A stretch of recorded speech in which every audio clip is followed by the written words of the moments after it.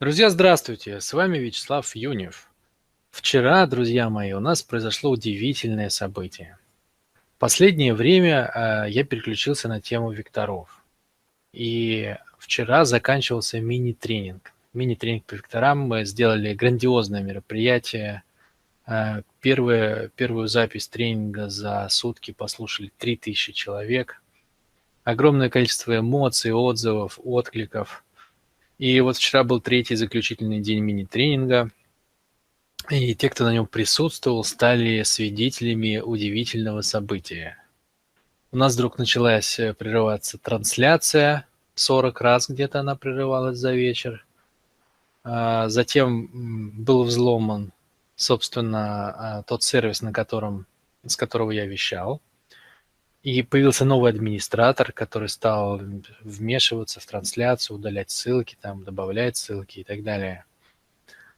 И напоследок стали дедосить, то есть устроили атаку на сайт с продающей страницей моего нового тренинга, большого тренинга по векторам. Конечно же, вот это событие в каком-то смысле, даже не в каком-то, в прямом смысле, это уголовное преступление, на которое пошли сектанты, о которых мне приходится говорить. Я очень извиняюсь за вами перед этим, но такова жизнь. Вот. Это повергло в шок многих людей. Не меня, естественно, потому что, как вы понимаете, я живу в этом уже 7 лет. Чтобы вы понимали, ничего беспрецедентно такого нового не произошло. Это происходит каждый день, просто в разных областях. К сожалению, сегодня интернет не регулируется законодательно, поэтому в течение 7 лет против меня ведется информационная война, делают грязные посты, приписывают мне какие-то факты биографии, делают фальшивые принтскрины, которые якобы о чем-то там свидетельствуют.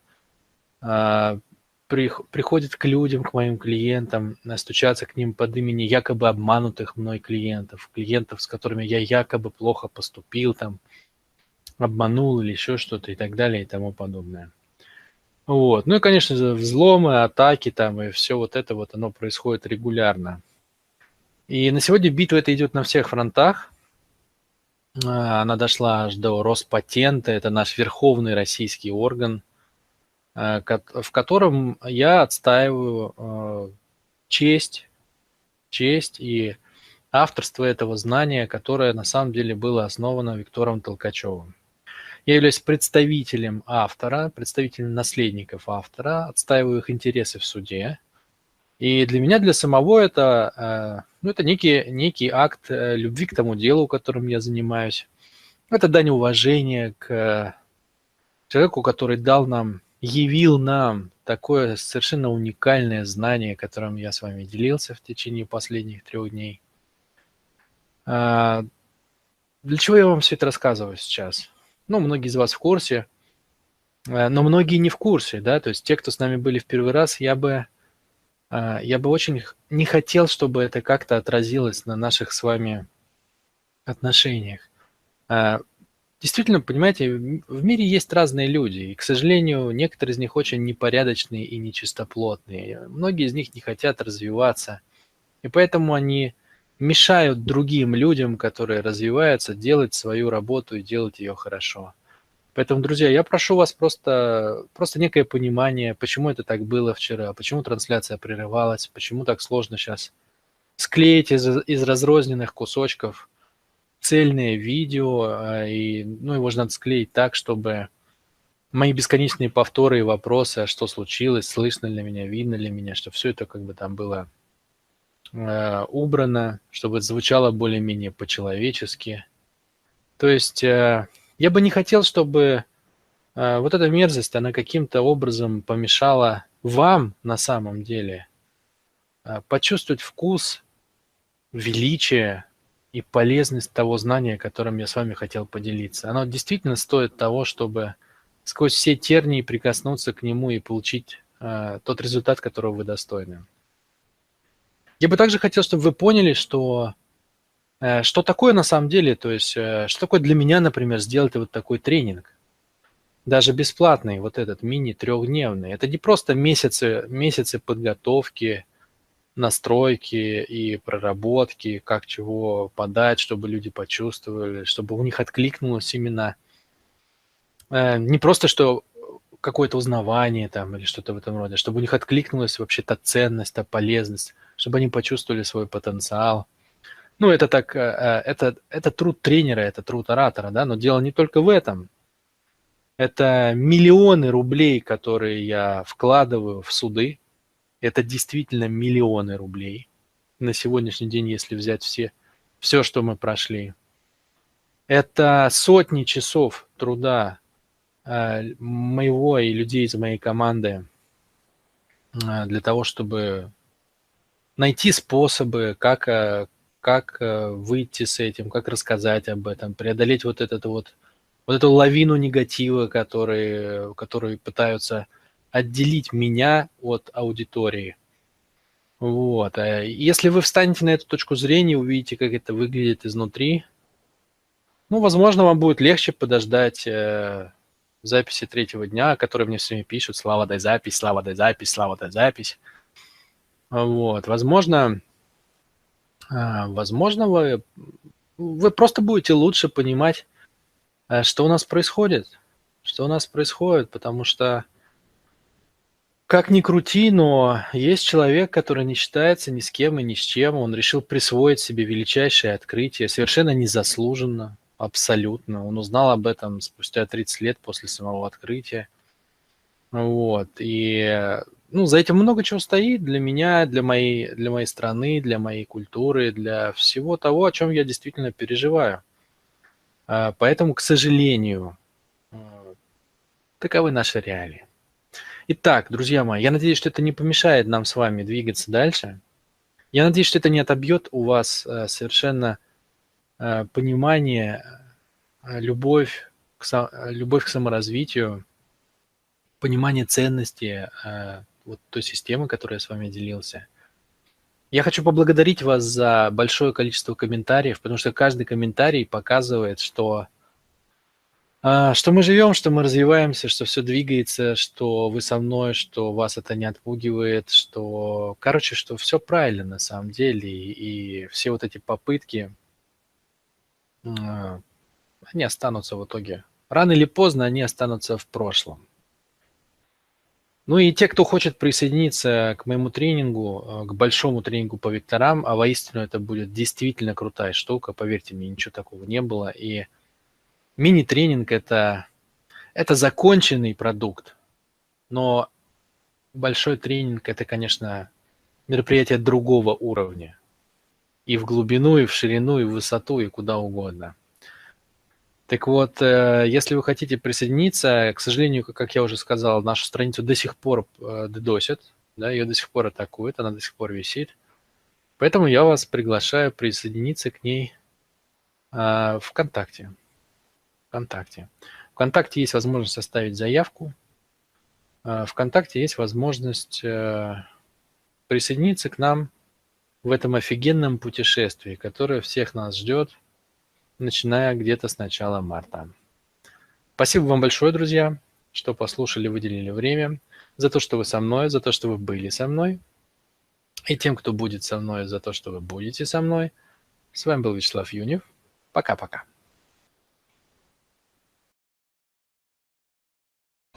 Вкратце о нашей программе сегодня. У нас сегодня много чего предстоит. Я вам хочу рассказать 5-й вектор, который я обещал, оральный. Мы с вами позанимаемся немножко диагностикой. Для этого я, кстати, вам предлагаю сразу же запастись ручкой и бумажкой, чтобы вы могли сделать какие-то пометки. Они нам понадобятся. Вот. Также я вам хочу рассказать про большой тренинг по векторам. И я расскажу довольно интересные вещи о нем.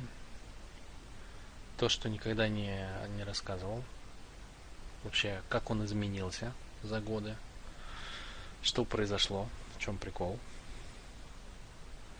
И в конце у нас с вами будет розыгрыш призов. У нас было несколько конкурсов. Был конкурс на 14 февраля, когда мы с вами обменивались признаниями в любви. Был конкурс по диагностике. И у нас впереди с вами еще, ну скажем так, еще несколько конкурсов. Пока не буду говорить каких. Между теми, кто присутствует. Ну что, поехали, да? Начнем с повторения. Повторение. Так. О чем мы с вами уже поговорили? Давайте вспомним в двух словах. Мы с вами поговорили о том, что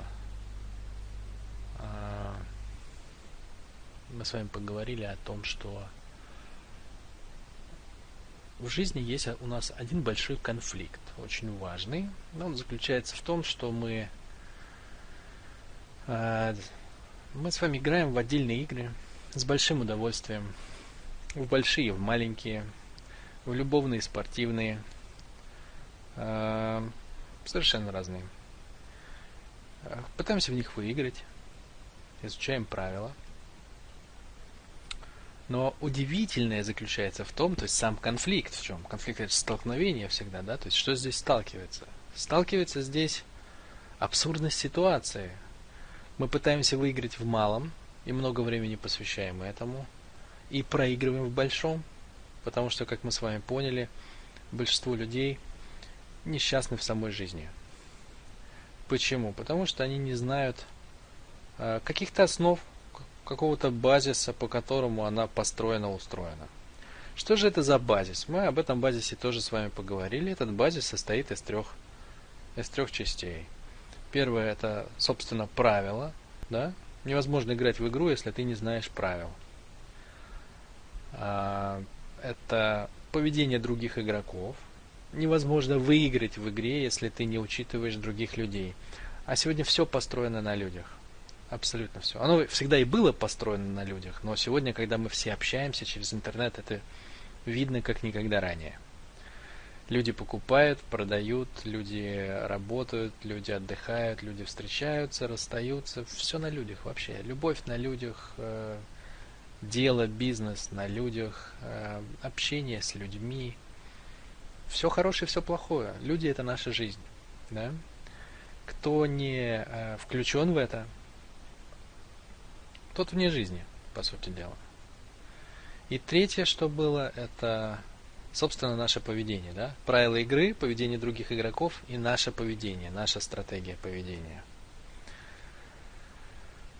Вот, три компонента, о которых мы с вами поговорили, и поняли, что система векторов, в принципе, довольно неплохо может нам объяснить, как это что работает, как что из этого работает, и как и чем из этого можно оптимально пользоваться. Значит, мы поговорили с вами о сути системы. Мы поняли, что она состоит из 8 векторов. У каждого человека где-то 5-6 векторов. Когда я рассказываю вам про отдельные вектора, мы с вами освоили их уже 4 штуки, половину. Кожный, анальный, звуковой, зрительный. Вот. Когда я говорю, например, кожный человек или мастер действия, анальный человек или мастер качества, то я что имею в виду? Таких людей отдельных, вот, чтобы был одновекторный, в принципе, их в природе, наверное, уже и нет. Ну, может быть, в Китае, где из 7 миллиардов проживает 3, да, и половина живет в лесу и в лодках, ну, если не брать города, да, то там, может быть, еще есть одновекторные люди. Но вокруг, да, вот в Питере, например, на улице встретить нереально. Исключено. Вообще ни разу в жизни не видел. Вот. Поэтому, когда я говорю кожный человек или анальный человек, я имею в виду либо гипотетическую конструкцию, вот, с которой вы вряд ли столкнетесь, либо я имею в виду скорее человека с обильным векторальным набором, но у которого акцент, да, доминанта на один вектор. То есть, как бы вектор является ведущим, и поэтому все его свойства наиболее ярко прослеживаются в поведении. Вот такое вот у нас будет небольшое повторение. Так, для тех, кто присоединяется, я повторю, что у нас сегодня обширная программа. У нас сегодня оральный вектор, вот сейчас буквально начнется, потом диагностика, потом я расскажу вам про большой тренинг по векторам и новые революционные изменения в нем. Готовы ли вы? Готовы ли вы приступить? Нет, кстати, перед тем, как мы пойдем с вами в оральный вектор, возьмите как раз ручки, бумажки. Давайте с вами ответим на один вопрос. Он поможет нам в диагностике. Значит, смотрите, перед тем, как я его озвучу, мне прям надо, чтобы вы приготовились, потому что мне нужен первый ответ. Первый ответ на этот вопрос. То есть мне не надо, чтобы вы подумали, посидели, высчитали и потом записали. Суть не в этом. Нужно, чтобы вот я сейчас озвучу вопрос, и вы за 15 секунд, вот первое, что к вам приходит в голову, вы записываете. Итак, я надеюсь, что вы готовы. Соответственно, я сейчас задам вопрос, дам задание точнее, вы записываете, и мы двигаемся с вами в оральный вектор. Напоминаю, кстати, что вопросы я буду читать из верхней части экрана. Вопросы, которые вы хотите, чтобы я ответил в конце вебинара, пишем их наверх. Справа вверху у вас есть такая кнопочка «Вопрос», туда можно написать. Значит, итак, сосредоточились. Задание такое. Закончите фразу «Я человек, который…» И вот сейчас пишем «Который что?». Который что-то.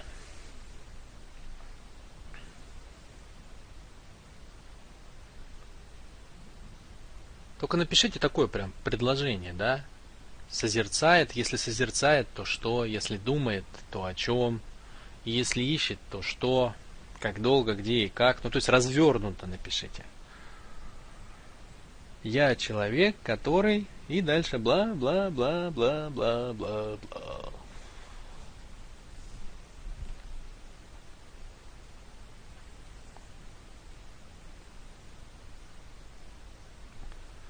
Я человек, который смелый, Флюра, так нельзя сказать. Мы не говорим так в русском языке. То есть таких предложений не бывает. Я человек, который смелый.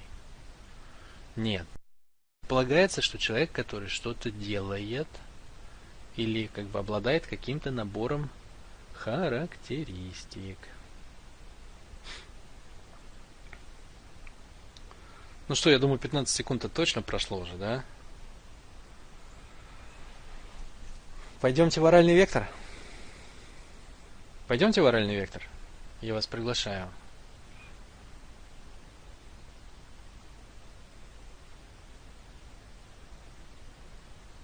Go. Окей. Go так go. Go так go.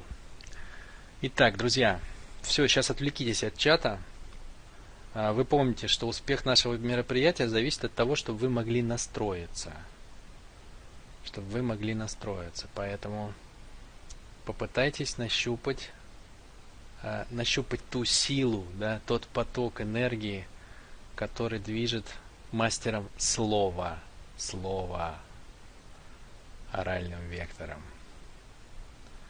Значит, передать оральный вектор на самом деле несколько сложнее, чем передать, например, кожный, анальный, звуковой или зрительный. Почему? Потому что в намного большей степени оральный вектор живет ощущениями, то есть невербализуемыми какими-то вот энергиями, да. Поэтому все, отвлекитесь от чата, попытайтесь настроиться. Значит, я вам вчера сказал, кстати, что оральный вектор, он живет животными желаниями. Оральный вектор живет животными желаниями. Осталось только понять, а что же такое животное желание? Что бы это могло значить? Словосочетание «животное желание». Вот, не знаю, там, собрать модель танка Т-34. Это животное желание или не животное желание? Большой вопрос. Большой вопрос, как отличить одно от другого.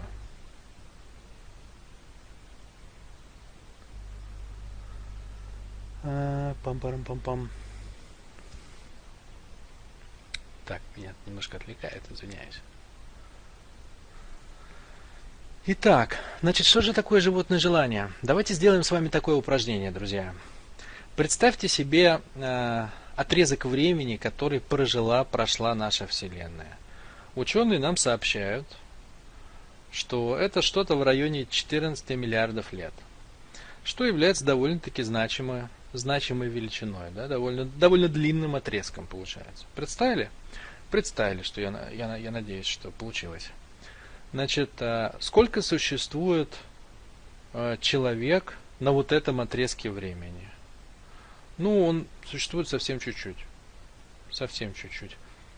Это вот если взять этот отрезок, это там точечка буквально. Если вообще ее там будет видно.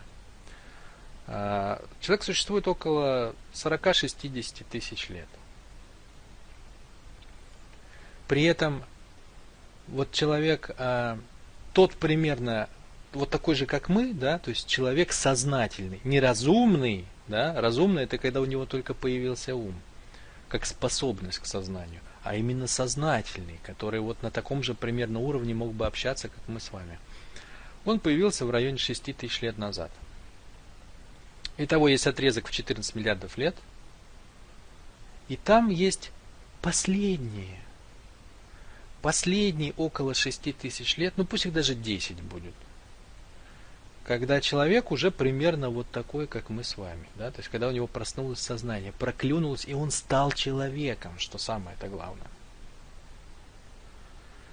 То есть если вы посмотрите на это простое упражнение, то вы можете легко прийти к выводу, что Вселенная это получается 14 миллиардов лет отрабатывала в нас животные механизмы. Животные механизмы. Вот вы можете в процентах там прикинуть, насколько она вот из 14 миллиардов лет минус последние там 6 тысяч. Сколько это процентов, я не знаю, там получится. Но это очень много. Почти 100. Сколько она отрабатывает именно животные наши состояния. То, что мы унаследовали от более простых уровней природы. От камня мы унаследовали тело, от растений мы унаследовали дыхание, например, да, пестики-тычинки, половые признаки, способность спать и просыпаться.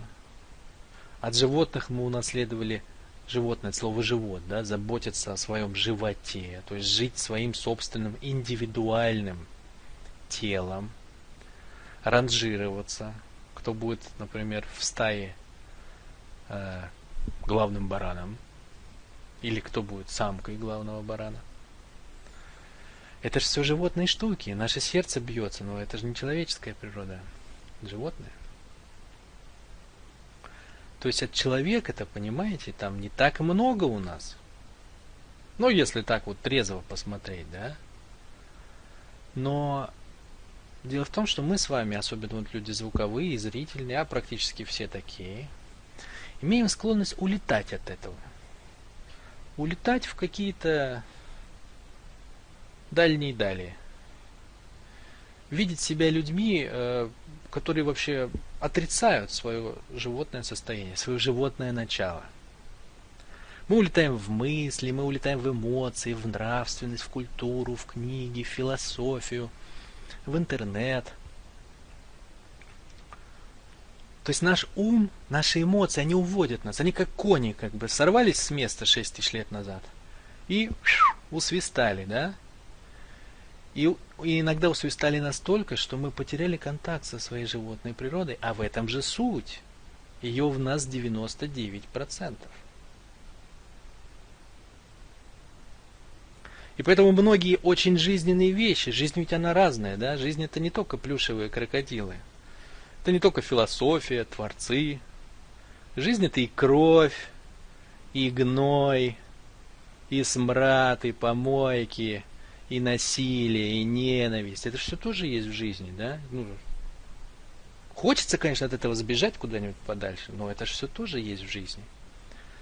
Животные проявления, когда фрустрированные люди там совершают насилие друг над другом, гадости делают, плохими состояниями своими обмениваются, делают друг другу больно.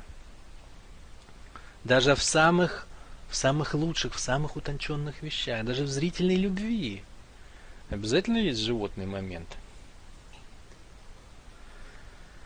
Обязательно.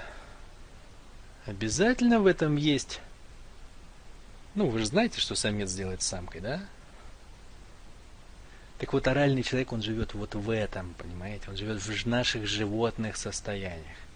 Это та часть Вселенной, это та часть целого, которая не дает нам забыть о том, что мы все внутри имеем большую часть животной природы. Откуда мы все выросли? Не надо забывать об этом. Вот что является собой человек с оральным вектором. Поэтому, чтобы понять, как он видит жизнь, а он ее не видит, понимаете, видят ее зрительники, остальные ее не видят, слышат ее звуковики, а оральный человек ее ощущает, буквально на вкус, да? Оральный, если даже через рот. Поэтому, чтобы почувствовать, как он ощущает жизнь, надо взять вот так вот и стряхнуть все, что мешает, да, вот то, что люди напридумывали, там, понавешали на себя. Интеллигентность, берем вот так вот и стряхиваем. Интеллект, стряхиваем, все это вытряхиваем, нравственные, культурные запреты, всякую белибердень, которую понапридумывали, ходят из себя, изображают великих, глубоких и так далее. Да все не так, все одинаково. Животная энергия рулит. Вот представьте, что распахиваются двери, и вы оказываетесь в 19 веке на балу, да? И там красиво одетые женщины в нарядных платьях подают ручки, кавалеры становятся на колено, в начищенных сапогах, в красивых военных мундирах, в парадных, в белых перчатках, берут эту ручку, целуют, да, начинается танец, вальс, они кружат. Вот что видит во всем этом зрительный человек? Он видит красоту, он видит... Он видит, как яркие люди, которые утонченные, которые имеют вкус к жизни, проводят время там, да? Ну, что-нибудь такое. Так вот, оральный человек видит там не это. Оральный человек видит в этом бал, в каком-то смысле пиршество животной энергии. Он не видит этих красивых костюмов и утонченных жестов. Он смотрит в то, что происходит на самом деле. Он видит джунгли, понимаете? А как живут джунгли? А джунгли дышат, понимаете? В них кипит жизнь. В джунглях каждую секунду кто-то рождается, умирает. Кто-то сидит в засаде, кто-то охотится, кто-то меняет цвет, от кого-то скрывается, кто-то кого-то догоняет. Буйвол напрыгивает на буйволицу. Тигр задирает козу, кто-то кого-то съел, кто-то кого-то задрал, кто-то кого-то догнал, кто-то от кого-то убежал, кто-то куда-то спрятался. Понимаете, вот как живут джунгли. Там кипит суп жизни, понимаете, там он булькает. Вот я нарисовал вам на слайде суп. Это суп жизни, да? Это не просто суп в кастрюле. Хотя оральный человек часто бывает поваром. Но я имею в виду намного более глобальный суп. Суп, в котором себя ощущает, как в своей тарелке, человек с оральным вектором. И что такое жизнь в этом супе? Это просто пузырек, понимаете? Бульк, бульк, бульк, бульк. Бурлит. Бурлит живое вещество, понимаете? Оно жаждет жизни. Оно жаждет движения. Жизнь и смерть, рука об руку с болью и удовольствием. Вот как живут джунгли, да? Вот что видит оральный человек, когда он смотрит на все вот это красивое действо. Да, она наряжалась там 3 часа, накрасила себе глазки, губки и обучилась манерам. Но мы видим в ней самку прежде всего, и мы прекрасно помним, что самец делает с самкой. И никаким средством невозможно заставить человека через оральный вектор ощутить этот мир по-другому.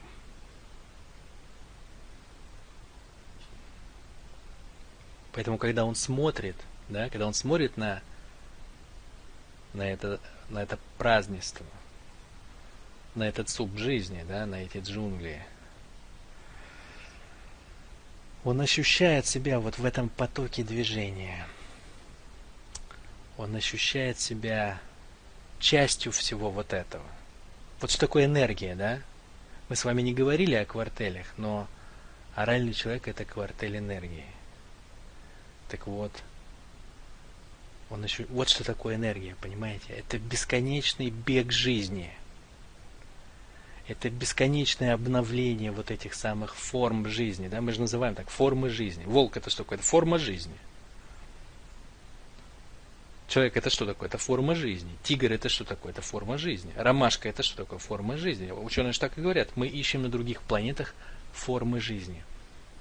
Так вот, формы рождаются и исчезают. Рождается и исчезает. Рождается и исчезает. И это есть игра жизни. Вот это состояние орального человека.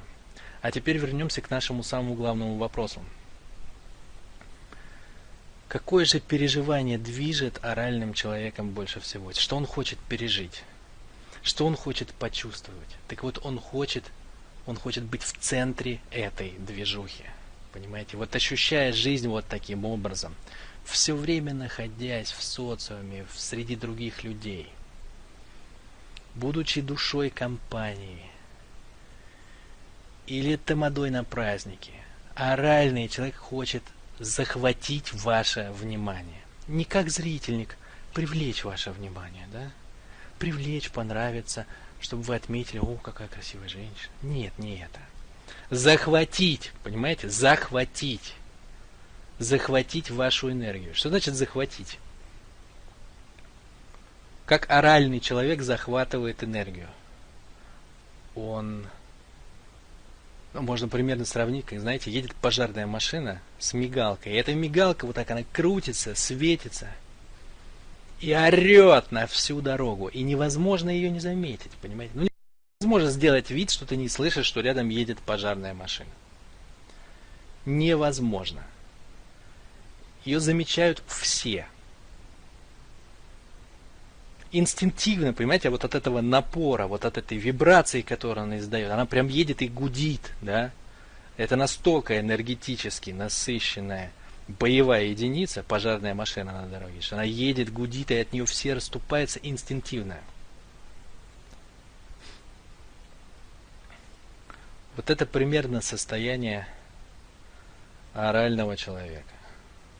Ну, чтобы вы почувствовали, как это бывает. Представьте себе, вот есть, например, не знаю, рабочий кабинет. Да?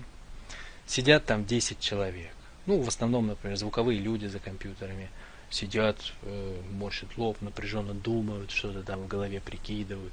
Тишина. Ну, может быть, зрительные девочки там шепотком так, тактично очень переговариваются.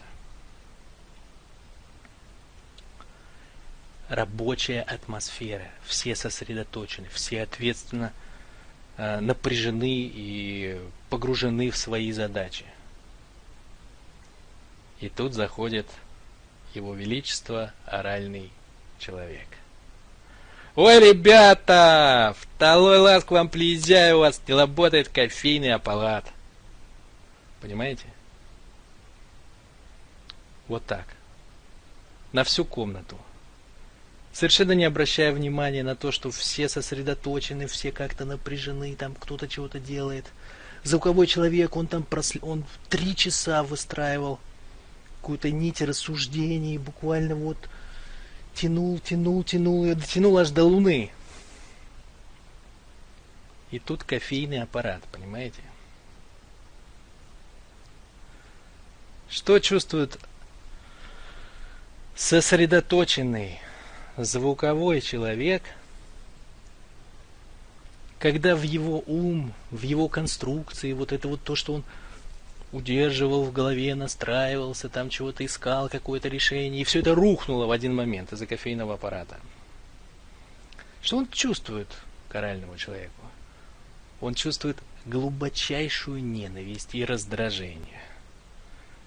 Да блин, убил бы этого придурка с его кофейным аппаратом вместе. Как так можно относиться? Ну, люди работают серьезно, сосредоточенно. У нас прям на лице это написано. Как мы все это не любим. Но, никто ничего не скажет. Никто ничего не скажет, все промолчат, потому что все прямо ощущают. Шкурой ощущают. Кожники шкурой ощущают, анальники жопой ощущают. Зрительники чувственными глазками видят. Звуковики слышат это в голосе. Все ощущают, что если ты что-то скажешь, то этот хищный, оральный, чувственный рот, он повернется к тебе,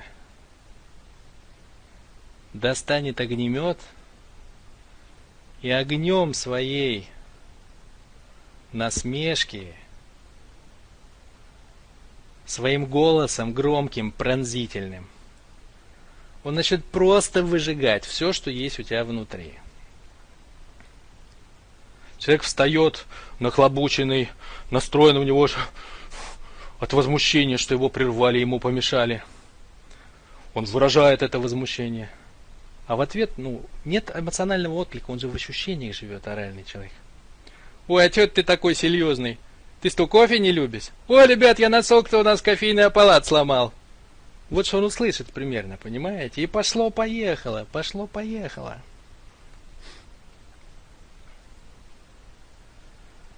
Не перекричишь, не переспоришь, ничего не сделаешь. Потому что я оральный человек, я бесцеремонно, беспардонно вторгаюсь в ваше внутреннее, без всякого спроса, без извинений, просили вы или нет, и начинаю вашу тонкую, нежную, сочную индивидуальность медленно поджаривать на огне своей энергии. Как сочный бифштекс примерно. Да? То есть мне вот так вот над вами постебаться, это как котлетку сочную скушать. Спасибо, было очень вкусно.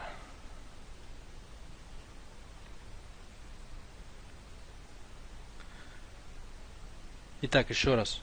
Главное переживание, к которому стремится оральный человек. Его не особо волнует, вы настроены его слушать или нет. Вы хотите это слышать или нет. Главное переживание, в котором он находится, он хочет быть в центре. Он хочет быть в центре движухи, он хочет захватить ваше внимание, хочет его привлечь. Ему плевать, чем вы занимаетесь. Ему плевать, хотите вы этого или нет. Да ему вообще на все плевать, понимаете? Ему вообще на все плевать. Он хочет владеть вашим вниманием. Он хочет, чтобы все глаза, понимаете, были устремлены на него. Он хочет, чтобы все уши были настроены на него, все радары были нацелены на него, чтобы все подняли голову, когда он заходит и что-то говорит. И ему совершенно не важно и плевать, хотите ли вы этого. Это первое переживание, которое хочет почувствовать оральный человек. И второе, он хочет качать вас, да, когда уже внимание захвачено, он хочет качать вас на своей волне. То есть вот этот самый суп жизни, да, вот это рождается, умирает, боль, удовольствие, двигается, ранжируется, встречается, сношается, флиртует, дерется, ранжирует. Вот что такое жизнь с точки зрения орального человека. Движуха, движение, обновление, жизнь и смерть, ранжирование.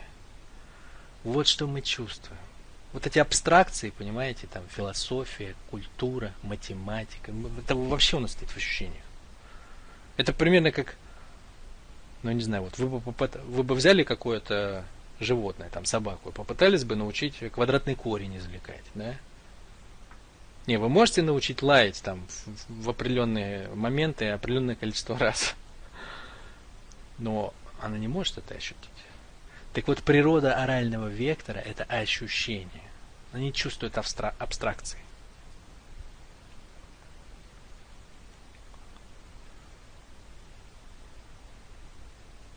Как же складываются жизни оральных людей? Ну, вы же понимаете же, да, что человек, который хочет быть в центре и не по-зрительному, да, красиво одевается. Мы, кстати, одеваемся тоже особенно, но это не называется словом красиво. Мы одеваемся броско. Броско, да, то есть часто безвкусно. Зрительники скажут: фу, ну как это можно, вот это не сочетается одно с другим. Просто вот какое-то, как знаете, как калейдоскоп такой, все ярко. Ярко-синий, ярко-красное, ярко-желтое, ярко-оранжевое. Это наши цвета такие. Мы любим яркое, да? Почему? Да нам плевать, это со вкусом или нет. Оно пробивает, понимаете? Оно захватывает ваше внимание. Нам же это нужно, нам эффект нужен. Мы не хотим вам нравиться совершенно. Это абсолютно не входит в наши задачи.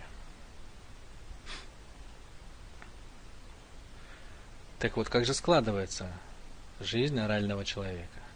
Но она и складывается через это, да, через ощущение жизни. Как проще всего почувствовать жизнь? На вкус, естественно. Это самое первое. Это самое первое, что происходит. Почувствовать жизнь на вкус. Да? Вот когда ребенок рождается, например, он что начинает делать? Он начинает все брать в рот. Все пробует, там пол лижет, палец свой пробует, мамку пробует, подушку пробует, он все тянет в рот, да, то есть первое, как мы хотим ощутить жизнь, на вкус. Именно этим и занимается оральный человек. Мы все большие любители покушать, у нас животики такие, кругленькие, мы шутим по поводу этих животиков. Что у нас это трудовая мозоль. Да? Ну, у нас вообще трудовая мозоль обычно на языке, но мы шутим про животики.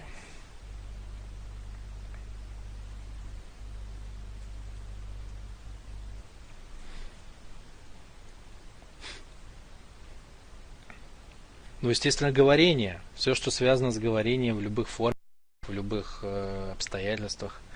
Говорить, петь. Но не красивые слова, а звонкие, яркие слова. Слова, которые пробивают, энергетически насыщенные слова. Матерные слова, кстати. Мы дружим с матерком. Вот. Развлечения, индустрия развлечений. Почему я употребил слово игра? Вот к этому, к супу жизни, да? Что там происходит, вот эта движуха. Это же игра жизни, понимаете? Жизнь же чего она хочет? Она хочет ощущений. Она хочет ощущений. Почему человек, который ушел от всех, сидит в одиночестве, оторванный? Он чувствует самое большое страдание. Он как бы отрезанный ломоть, да? Он как оторванный кусок от целого, отщепенец. Почему такие люди загоняются больше всего? Потому что они не участвуют в общей движухе. В общей движухе. А движуха какая? Чтобы было весело, чтобы развлекались мы. Чтобы пообщались, чтобы был контакт, чтобы было движение, чтобы разные части жизни, они взаимодействовали, контактировали, терлись друг об друга. Вот в таких обстоятельствах мы, оральные люди, чувствуем себя комфортно. Мастера слова, да? Это важно вовремя распознать мастера слова. Потому что часто такое бывает, да? Родители сидят, ругаются в комнате. Они не понимают, что у них маленькая оральная дочурка. И завтра вся школа, включая учительниц, воспитательниц, директора школы и даже родителей одноклассников, завтра вечером на родительском собрании вся школа будет знать, что у них уже 3 месяца секса нет, потому что папа что-то там подцепил на корпоративе, она не очень поняла, что.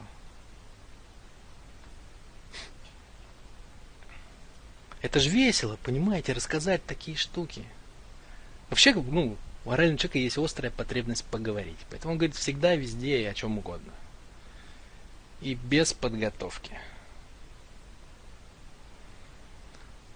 Мы с абсолютно одинаковым выражением и задором можем произносить, что тост на кавказской свадьбе, что приговор в суде будет звучать одинаково зажигающе. Для всех.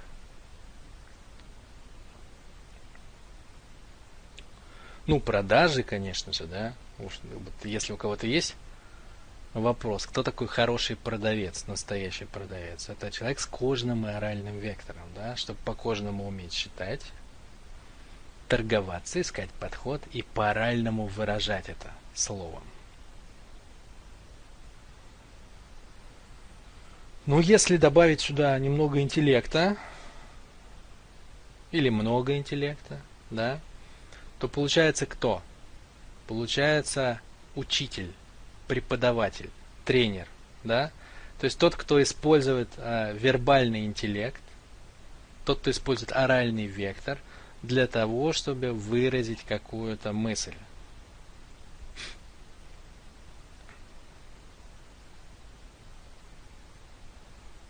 Поймали примерно переживание?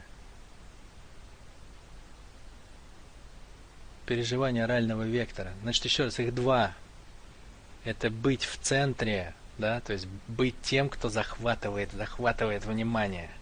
И потом качает всю эту штуку на своей волне. Все как медузы, знаете, на волне.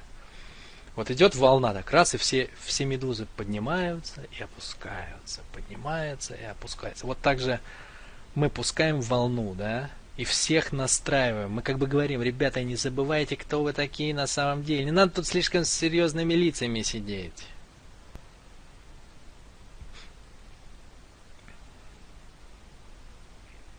Да, Жириновский это. Жириновский это действительно. Ну, если вы поймали основное переживание, да, быть в центре и фонить во все стороны, как радио, тогда вы понимаете, что такое переживание, от которого оральному человеку некомфортно. Некомфортно. И когда оральный вектор у человека раскрыт, то ему уже не бывает некомфортно. Да? Почему? Потому что ну, всегда же есть о чем поговорить, так если по-простому. Правильно? Но бывает такое, что оральный вектор есть, но он не раскрылся, он не заработал, в нем не включилась механика. И тогда человек не умеет быть животным, понимаете? То есть он теряет одну из основных своих способностей по жизни. Это же так важно быть животным. Ведь на этом столько всего построено. На этом построено потребление, на этом построены игры, на этом построены все военные штуки, на этом построено ранжирование, на этом построено ухаживание мужчины за женщиной и интимные сексуальные отношения. То есть столько всего построено на животной природе. Когда есть оральный вектор, но он не раскрыт, человек чувствует, что вот ему это дано, да? И многие из вас наверняка чувствуют сейчас, что это дано, что это есть внутри, что в этом есть большая вообще доля смысла, и большая часть нашей жизни построена на этом. Но как-то мы не умеем это прочувствовать, прожить, отдаться этому, пропустить это через себя.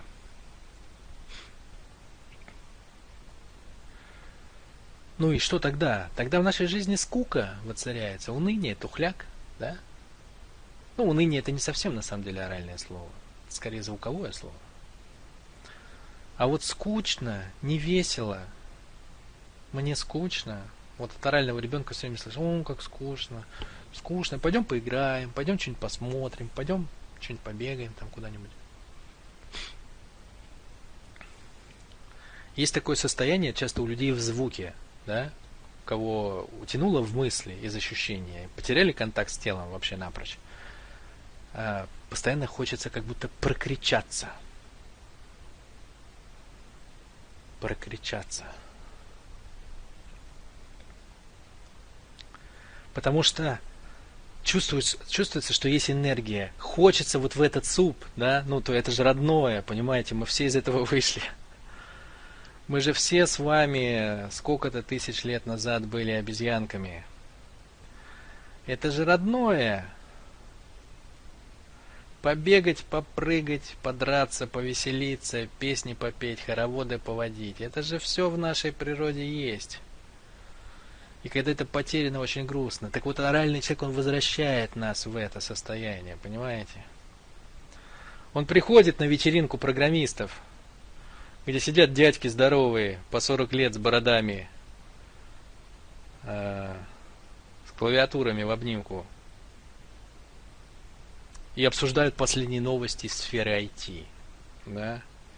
И оральный человек понимает, так, девчонок нет, выпивки нет, вот жизнь скучает здесь, вот что он чувствует, а здесь нет движения. Эти ребята, как бы, они просирают жизнь. Жизнь проходит мимо. Полчаса проходит. И все меняется, понимаете? Когда возвращается оральный человек с пивом и девчонками. Начинаются танцульки, первые поцелуйчики. Звуковой программист впервые трогает и видит вообще настоящую женщину живую, а не компьютерную. И пошло-поехало, хоть немножко расшевелил это болото. Ну вот примерно так. Поймали?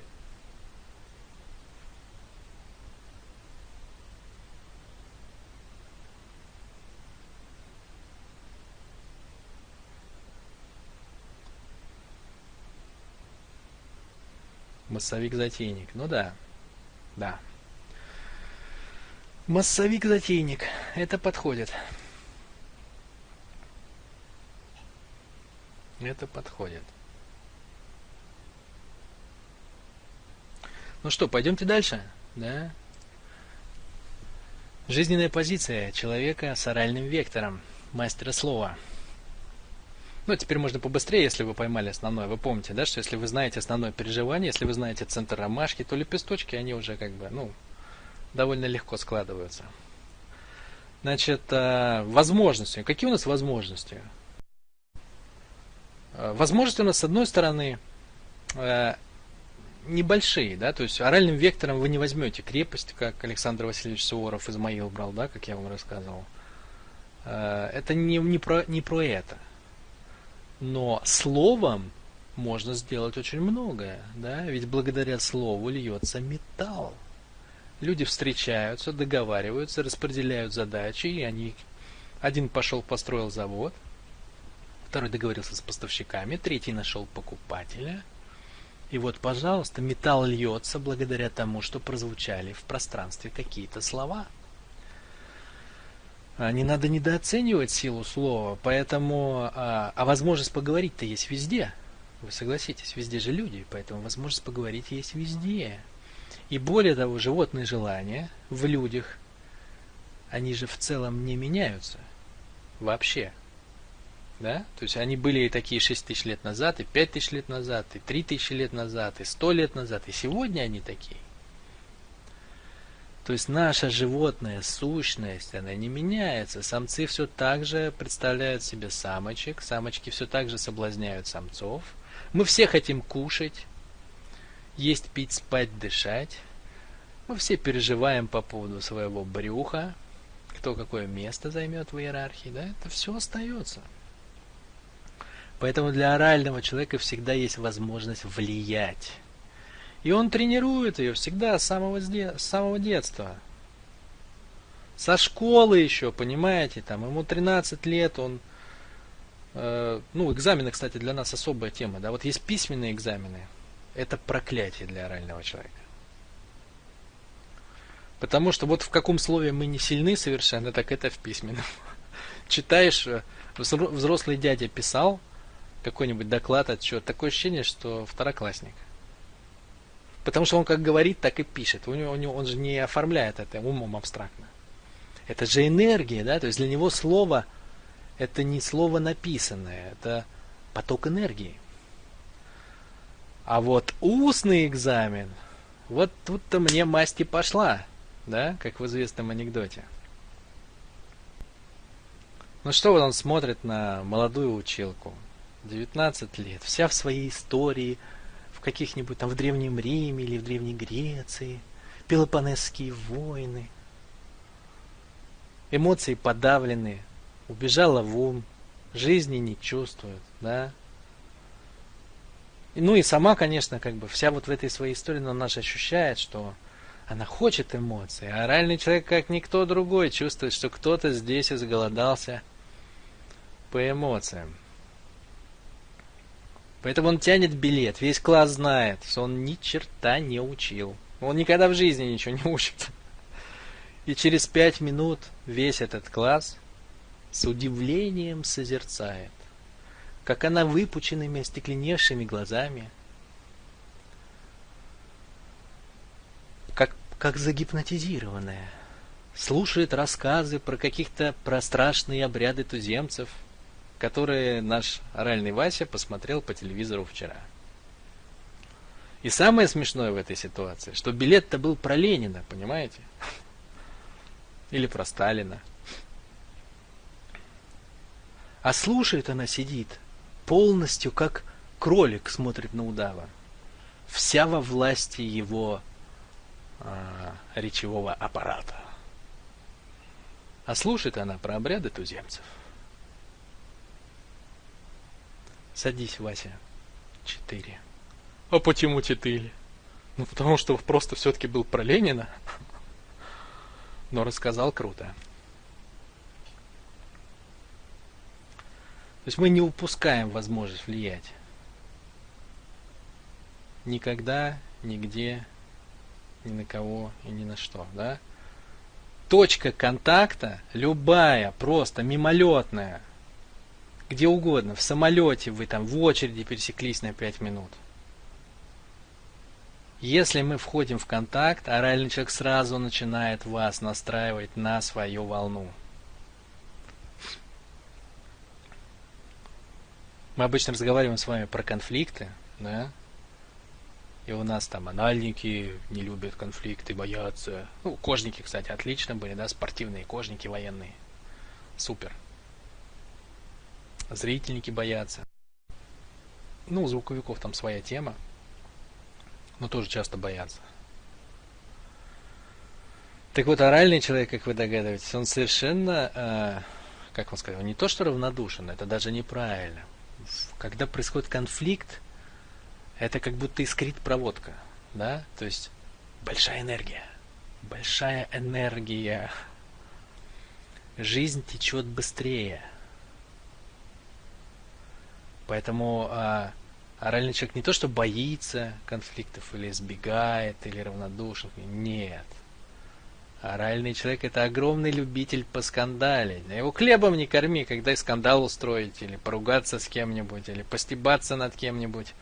Нам совершенно не важно, какой поток мы запустим. Нам важно, чтобы шел поток, и вы на нем, как медузы, да? Покоились. Не покоились, точнее, а плавали, качались.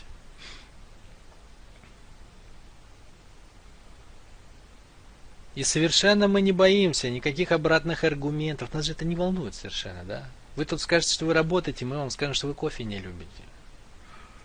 И при этом все валяться будут, ржать над вами. Почему это так смешно всегда выглядит? Куда нас бьет оральный человек? Он всегда нас бьет в нашу значимость, да? То есть там, где мы чувствуем себя серьезнее всего, там, где мы воспринимаем себя наиболее серьезным, то, что мы считаем себя самым ценным, самым важным. Вот зрительная женщина, например, считает свой глубокий мир, к нему очень серьезно относится. Звуковой там человек свои мысли, свою картину мира. А у нас это все в суп. Все в суп. Нам совершенно не важно, по поводу чего мы с вами будем скандалить. Стоит очередь за молоком, например, да? Приехала бочка в маленький городочек. Мужчина покупает молоко, отошел, берет бидон, понюхал. Ну, просто понюхал, понимаете? Ну, оценил там, как пахнет. Может, давно молоко не нюхал, может, еще что. Он ничего не имел в виду. Но за ним стоит оральный человек. А нам же много не надо. А что это он молоко нюхает? Ребята, да, по-моему, нам опять молоко кислое привезли. Который раз уже, да что же вы нас тлавите, все время. Понимаете? 5 секунд. 5 секунд, как граната взрывается в очереди. При этом молоко совершенно нормальное. Никогда в жизни никто кислое не привозил. 5 секунд и уже стоит водила, оправдывается, что вот, да, вроде все было нормально, до этого больше не повторится. Бабы деревенские стучат бидонами об асфальт, там друг об друга. Продавщица с инфарктом потом домой приходит, корвалол себе наливает стакан. А нам весело, понимаете? У нас нет эмоций внутри вообще. Мы же в ощущениях живем. В ощущениях всегда движуха. Нам просто весело. Суп кипит, понимаете? Жизнь, да, люди взбудоражились. Ну какая разница по поводу чего? Ну какая разница, что оно было не кислое? Ну какая разница в конце концов? Одной продавщице больше, одной меньше. Там инфаркт, корвалол. Жизнь, понимаете? Мы даем через себя вам почувствовать жизнь. А вы нас не цените, за дураков считаете, за шутов, за клоунов.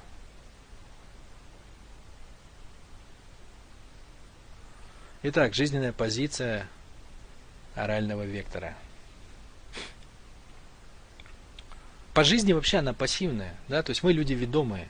Вот, как правило, шутники, балагуры, любители повставлять острое словцо, пошутить над лектором на лекциях, да.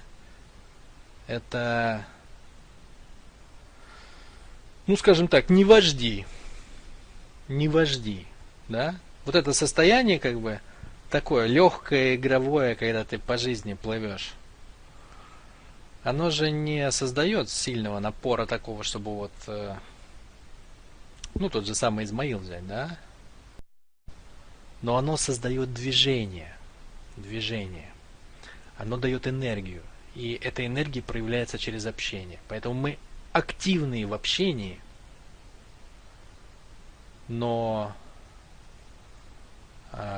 вот если взять там какие-нибудь завоевания, капитан корабля там, или я не знаю, что-нибудь такое, это другие векторы. Хотя оральный не помешает, да? Оральный вектор не помешает, естественно, ни в каком деле.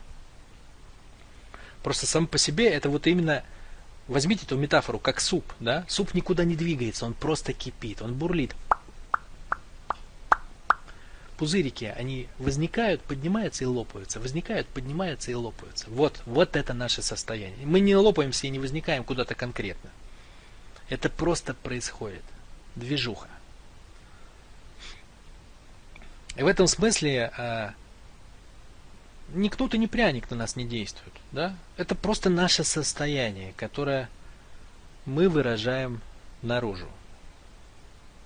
И на которое мы настраиваем остальных, да? То есть мы настраиваем всех на свое внутреннее состояние. Просто не можем по-другому. Это наше центральное переживание. Захватить ваше внимание и спустить вас немножко пониже из ваших эмоций, мыслей, куда вы там забрались.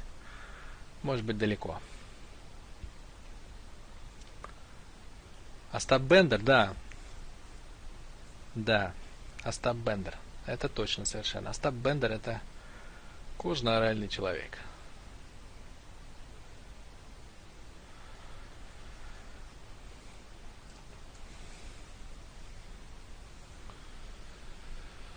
Так, риск.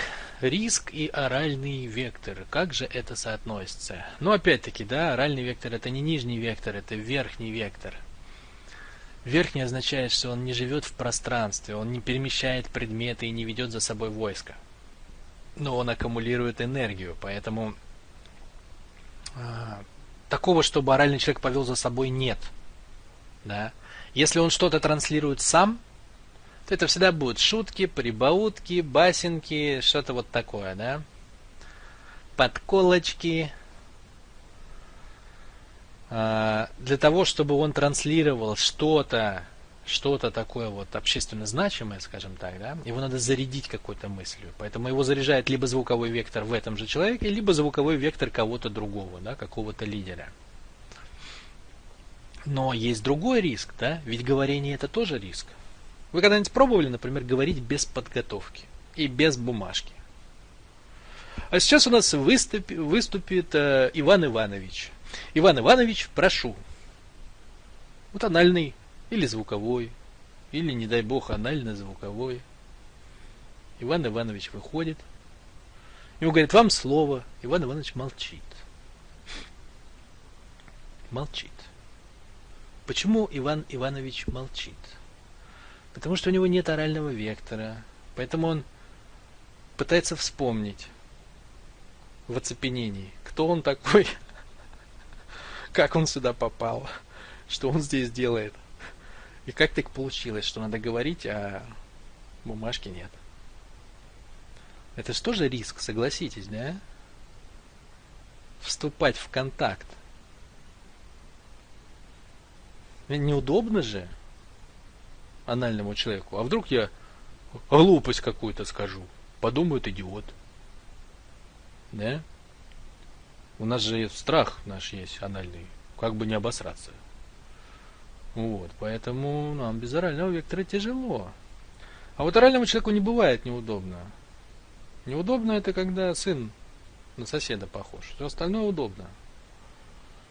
Поэтому мы ломаем любой лед между людьми, вступаем в беседу. У нас нет такого, знаете, постесняться, подойти, познакомиться с девушкой. Это не про орального человека. Вот в этом смысле, да, вот в этом смысле у нас есть свой риск, и мы на него уходим без проблем.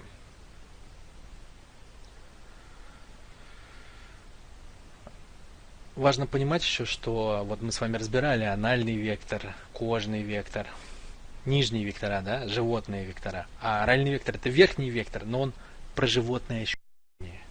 Поэтому это очень здорово склеивается, да. Оральный вектор, он очень круто усиливает энергию нижних векторов. Итак, ну что, вы настроились, вы поймали оральный вектор, я надеюсь. Через эти несколько таких зарисовок на тему того, как у него что устроено и как он чувствует жизнь.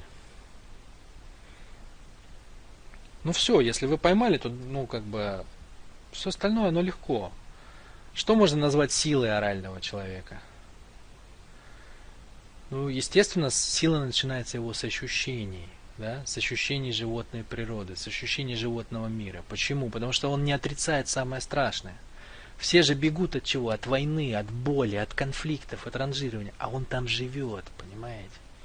Он от этого кайфует, он не боится боли, он готов играть в игру жизни. Поэтому у него нет волнения совершенно внутри. У него состояние игры, пустоты и игры. И это огромная сила. Он никогда не теряется. Его ощущения всегда подсказывают ему, что надо говорить. Это звуковому человеку надо сначала подумать, потом выразить, сказать. И то еще надо слова подобрать, там, чтобы не сломался язык по дороге. Не заплелся. У орального человека сначала открывается рот, а потом он головой осознает, что было сказано. То есть у него это работает в обратном порядке. Как говорил Виктор Толкачев, рот закрыл, рабочее место убрал. Он все время эту фразу на каждом оральном векторе произносил. вторая наша сила — это то, что мы на фоне вот этого своего супа, понимаете? Вот именно на фоне мы ощущаем другого. Помните, я говорил, куда мы бьем вас всегда? В вашу значимость. Каждый человек, ну почти каждый сегодня, он ощущает себя очень значимым, очень серьезным, сверхзначительным. Ему кажется, что его жизнь — это что-то очень важное. Но для него это так и есть. А что такое ваша жизнь на фоне? Что такое ваша жизнь? Еще один пузырик, понимаете? Да, он, конечно, очень важен, этот пузырик, для вас. Но что такое это с точки зрения супа жизни? В ощущении хорального человека это ничто. Да? Поэтому он насмехается над вашей серьезностью, над вашей значимостью. И именно через состояние игры он ощущает другого. Готовы ли вы играть? Будете ли вы играть? Ну и третье — это практика. Практика. Практика говорения.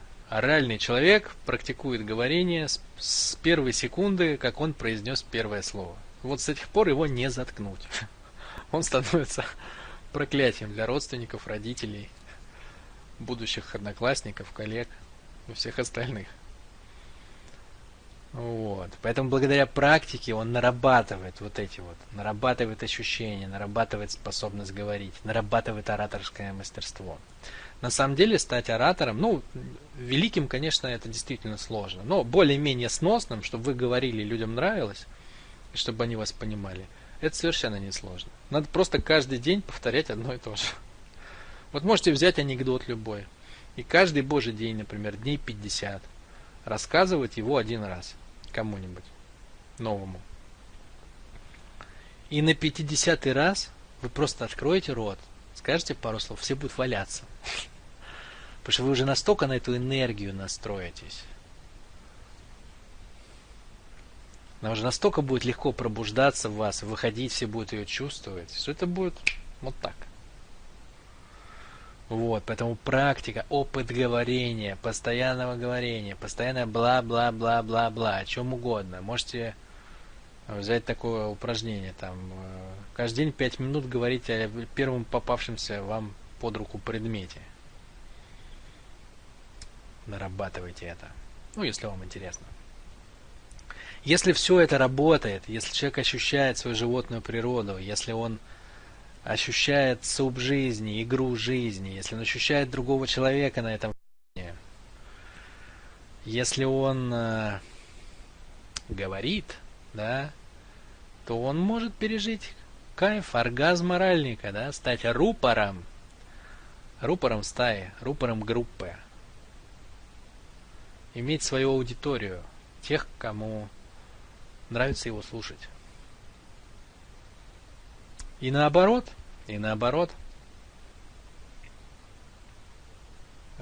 если это не происходит, да, то есть человек с оральным вектором не раскрыл в себе силу, значит он попал во что? В состояние слабости. Слабость начинается с того, что теряется контакт с ощущениями. Теряется контакт с ощущениями. Как мы теряем контакт с ощущениями? Понимаете, ощущение — это именно суп, да, то есть когда вы ощущаете себя частью целого. Вы именно ощущаете, не через понимание идете, а через ощущение. А мы часто с вами во что уходим? Вместо того, чтобы ощущать других, мы уходим в индивидуальность, в свою уникальность, в свою непохожесть на остальных. Почему зрительные люди, да, мы вчера с вами говорили, почему они слабы? Почему это самые слабые люди на свете? Потому что они упиваются собственной индивидуальностью и уникальностью. Насколько они более тонкие, насколько они не похожи, и какая у них развитая чувствительность. Они не отдают себе отчета в том, что, уходя в эту уникальность, они теряют контакт, собственно, с игрой жизни. Они накачивают себя значимостью, да, и выделяются тем самым на общем фоне. И тем смешнее оральному человеку сдергивать их обратно за ноги. Итак, ключи. Ключи к включению орального вектора. Какие они? Первое. Это вот это самое, про что я сейчас только что говорил. Общее важнее, чем отличие в ощущениях. Не в уме наоборот. Отличие важнее, чем то, в чем вы похожи на остальных. Картина мира и смысл жизни должны быть у каждого свой. Но на уровне ощущений нужно чувствовать себя таким же, как все, потому что в ощущениях мы одинаковы. На уровне животной природы все наши желания одинаковы. Все едим, все пьем, все хотим секса. Все хотим забраться повыше в табеле о рангах, правильно? Поэтому ключевой навык – это когда вы сталкиваетесь с человеком, внимание, это важно очень. Потому что и зрительный, и звуковой человек, они спрашивают себя, чем я отличен от остальных, да? Звуковик ищет, где он умнее, зрительник ищет, где он тоньше, там, красивее или еще как-то. А оральный человек, он делает обратную вещь, он пытается почувствовать, что между нами общего, да? И через эту общность он вас затягивает. Поэтому он включен в жизнь, поэтому через него идет энергия жизни потоком, потому что он растворен в ней. У него нет индивидуальности. У него нет индивидуальности, потому что он внутренне не подчеркивает все время, чем он отличен от остальных. Наоборот, он все время настраивается на остальных, чтобы слиться с ними, чтобы загробастать их, чтобы выстроить их и качать их на своей волне. Поэтому первый ключ. Обращайте внимание в ощущениях на то, чем вы похожи на других, что между вами общего, а не что вас отличает и возвышает над ними. И второй ключ, когда вы разговариваете с человеком, разговаривать ведь можно на разных уровнях. Можно разговаривать на уровне эмоций, можно разговаривать на уровне мыслей, можно обсуждать какие-то сложные концепции, можно пытаться сопереживать, а можно делиться радостью, да, нашего общего переживания жизни, что ты жив, я жив, мы оба в игре, да? мы оба в этом процессе. И для этого надо внутренне обратиться к животному внутри человека. Не к человеку внутри человека, а к животному внутри человека. Ну, кто умеет это делать, он делает это на автомате, бессознательно. Кто не умеет, попробуйте, понастраивайтесь.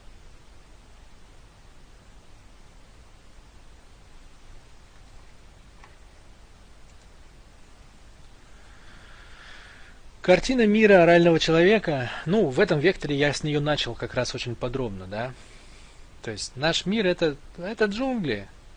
Это джунгли. Мы то деремся у водопоя, то спим, то охотимся, то сношаемся. Вот что-то в этом роде, да. Джунгли не останавливаются ни на одну секунду. Они никогда не спят. Там все время что-то происходит. Заснула жертва, проснулся охотник. Вот это та среда, в которой мы живем. Но еще раз, это идет не от ума, это идет от ощущений. Главное, что всем должно быть весело. Энергия должна проходить. Не должно быть запоров, не должно быть сна, не должно быть скуки. Движение. Весело. Руководитель в компании после собеседования с оральным человеком думает: ё-моё, как мне повезло, а? Молился, сидел, чтобы пришел кандидат достойный. Вот человек реально, вот как говорит, а? Сумеет и себя подать, и людям обосновать, и идею продать, и продукт. Он же не представляет себе, что произошло на собеседовании. Примерно то же самое, что с учительницей на экзамене с вопросом про Ленина. После этого сеанса гипноза ему сложно представить себе, что через месяц вся компания будет сидеть в берушах, чтобы не слышать эти похабные анекдоты, песенки, разглагольствования на тему кофейных аппаратов и прочего. Хлеб и зрелище. Да? Хлеб и зрелище. Вот чем живет оральный человек.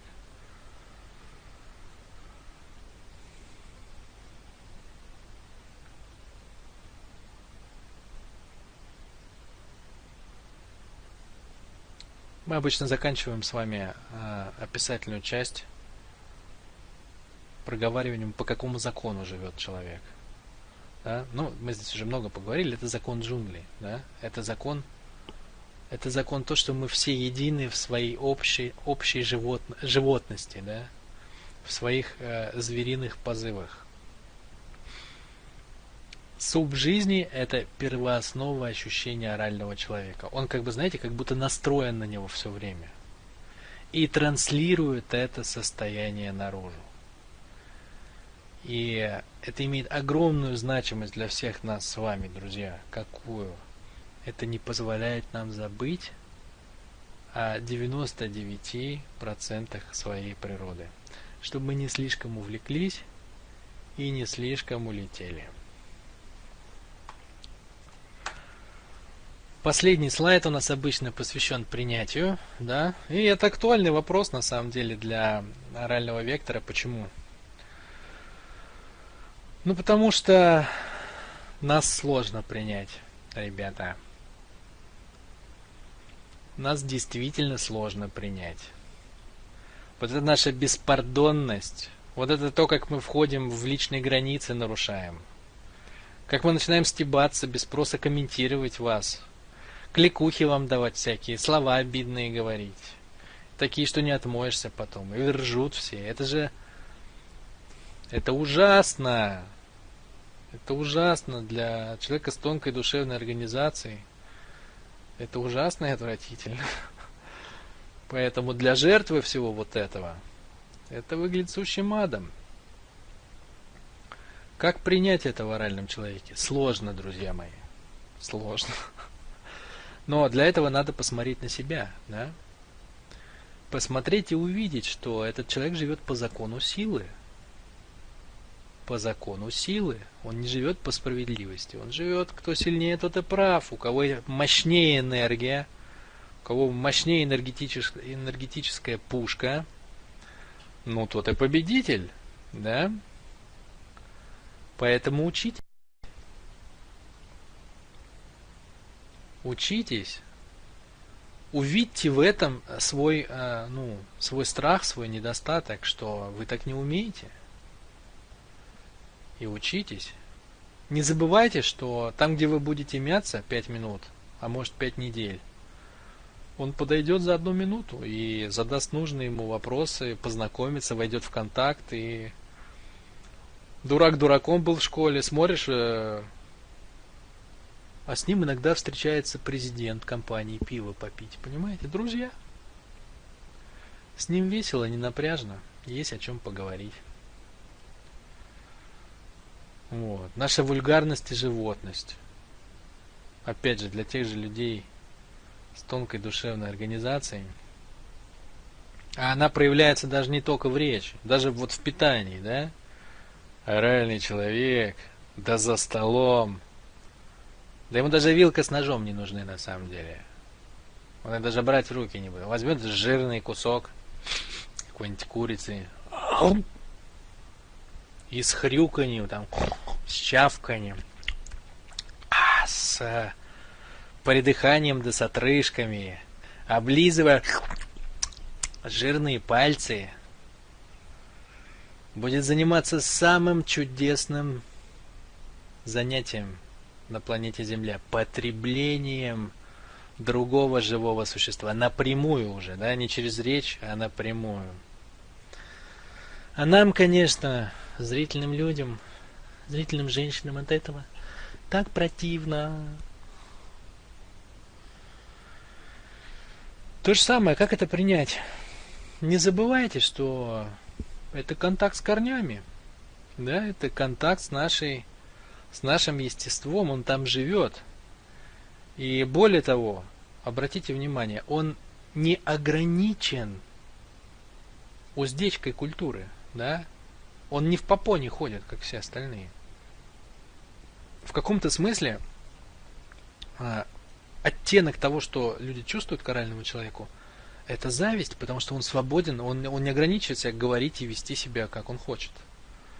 С него прет потоком, и он не ограничивает его, понимаете? Он расслаблен. Он чувствует себя хорошо, спокойно, свободно. Найдите в этом этот плюс и учитесь у него этому.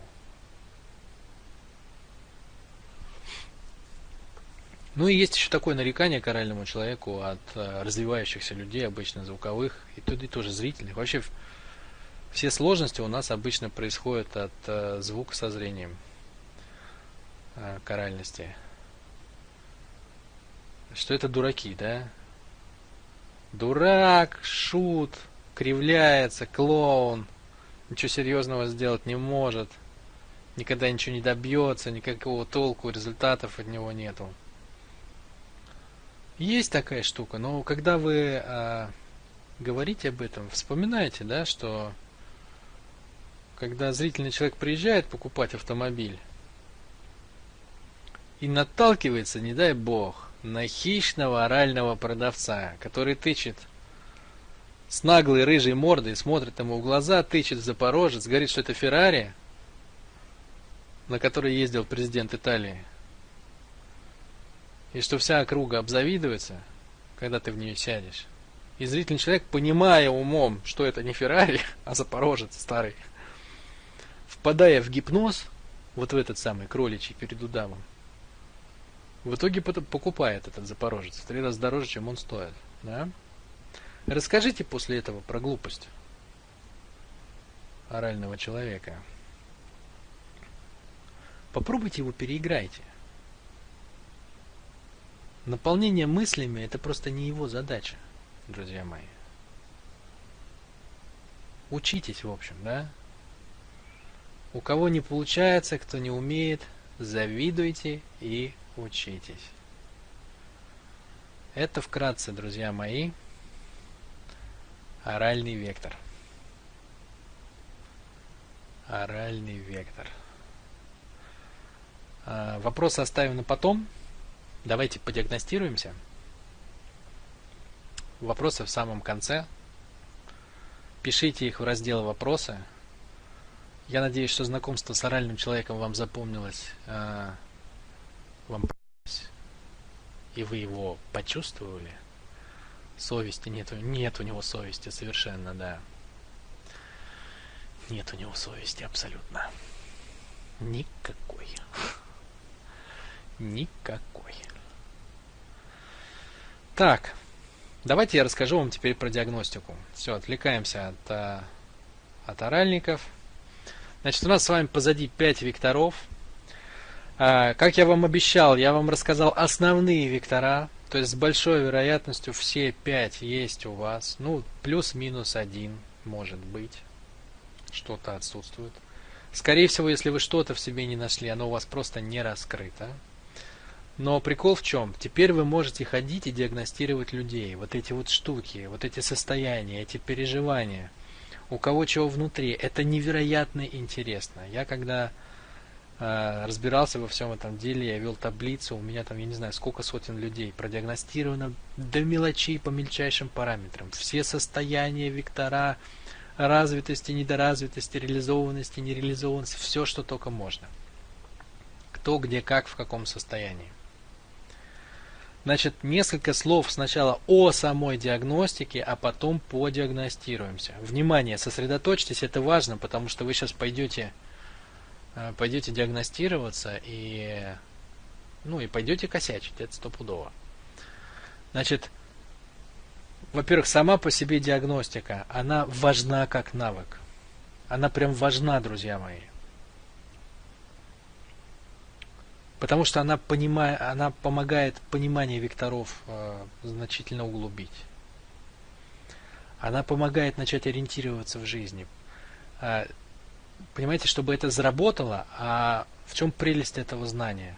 Оно включается и работает само. Вы же не придумываете, как себя вести с кошкой, как с собакой. Это автоматом включается, да? Само. То есть все, что надо научиться это видеть, кто перед вами. И нужное поведение постепенно, оно будет само у вас выстраиваться, налаживаться.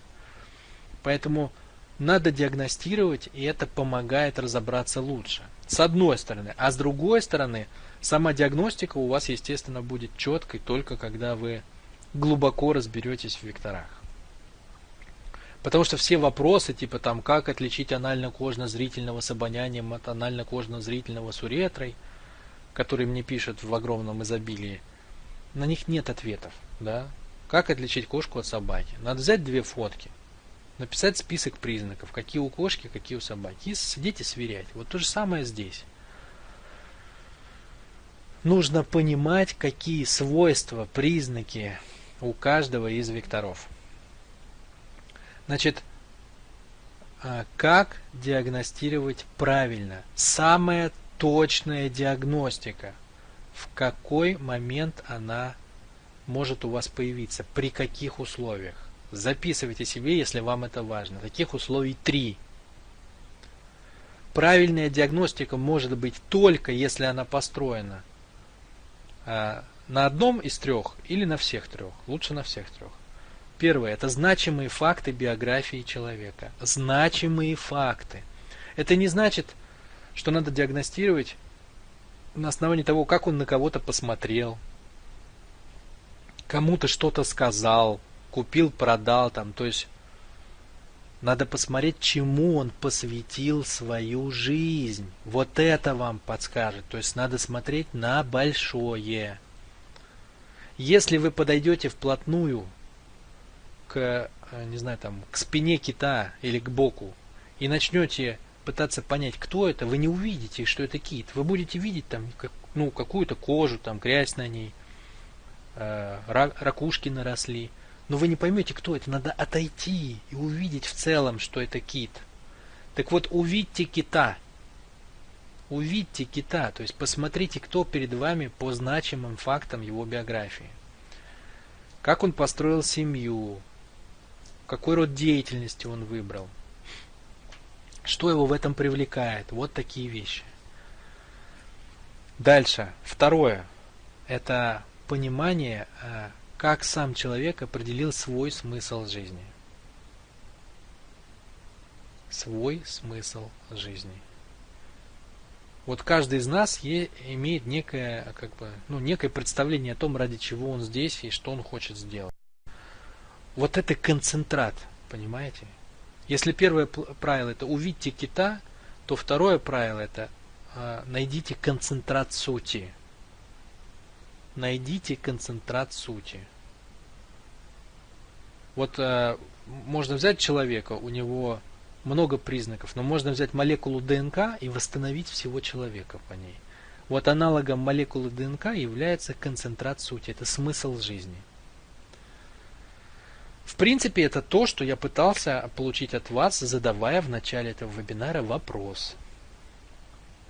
Помните? Закончите фразу. Я человек, который...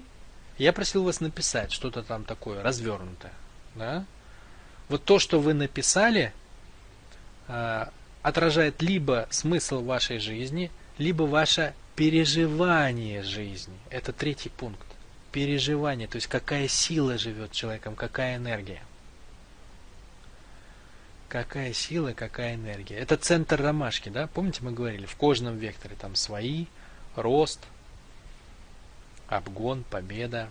В оральном векторе свои, да, захват внимания, быть в центре, транслировать свою волну. В зрительном векторе свои и так далее. Значит, вот 3 самых важных момента. Еще раз, отойдите назад, увидьте кита, то есть посмотрите на самое главное в жизни человека. На главное. Второе, увидьте концентрат сути. И 3, увидьте центральную силу. Центральную силу, которая им движет. Его главное переживание. Вот без этого, если ни одного из этих 3 вы не знаете, то не надо диагностировать вообще. Вы совершенно точно не сможете продиагностировать, по крайней мере на первых порах. Поймали? Понятные правила? Ну, это уже из опыта, да? Это уже подходы, которые наработаны годами практики. Окей. А кто пишет не совсем, да? Вот Светлана, например, пишет не совсем. Смотрите, друзья, чтобы понять, как мне отреагировать на не совсем, вам надо просто встать на мое место. Вот представьте, вы спрашиваете, вам понятно или нет? И человек говорит, не совсем. И что? И чего? Что подсказать? А что непонятно? А с какой стороны зайти? Ну, то есть, если вы пишете «да», то этого достаточно. А если вы пишете «нет», то нужен комментарий какой-то. То нужен комментарий.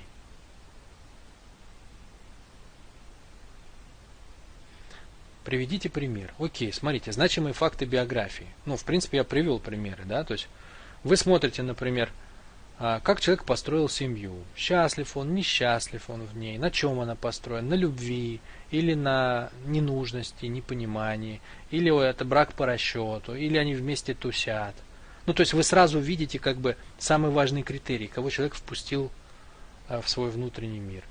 Чем он занимается? Он продавец, или он инженер, или он врач, или он кто? Вот. И уже от этого вы диагностируете, да, то есть вы уже пытаетесь понять, например, переживание врача, какой лечить людей, например. Кому было бы интересно лечить людей? И от этого развивается ваша логика, да? Это мог бы быть зрительный человек из сострадания, это мог бы быть звуковой человек из того, что он творит судьбу другого человека, да, поправляя ему здоровье. То есть дальше уже включается ваше понимание векторов. Смысл жизни вы не угадаете за человека никогда. Это вы можете даже не пробовать. Его надо прямо спросить об этом. Смысл жизни его вы можете выяснить только если вы его спросите. Да? Вот я, например, сформулировал свой смысл жизни для себя. Что я человек, который зажигает звезды. Да? Что я имею в виду? Я имею в виду, что я представляю общество как небосклон. И каждый человек это звездочка.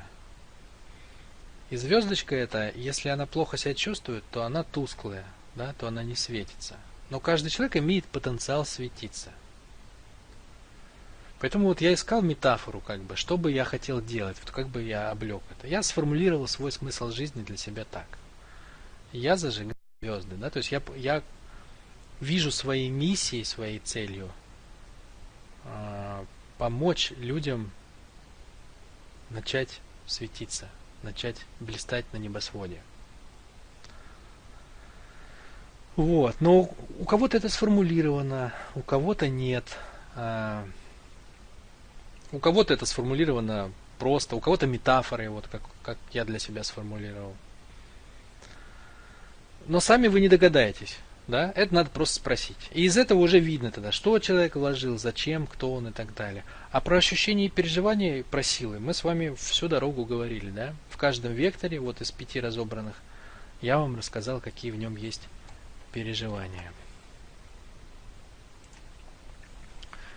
Значит, ложные пути.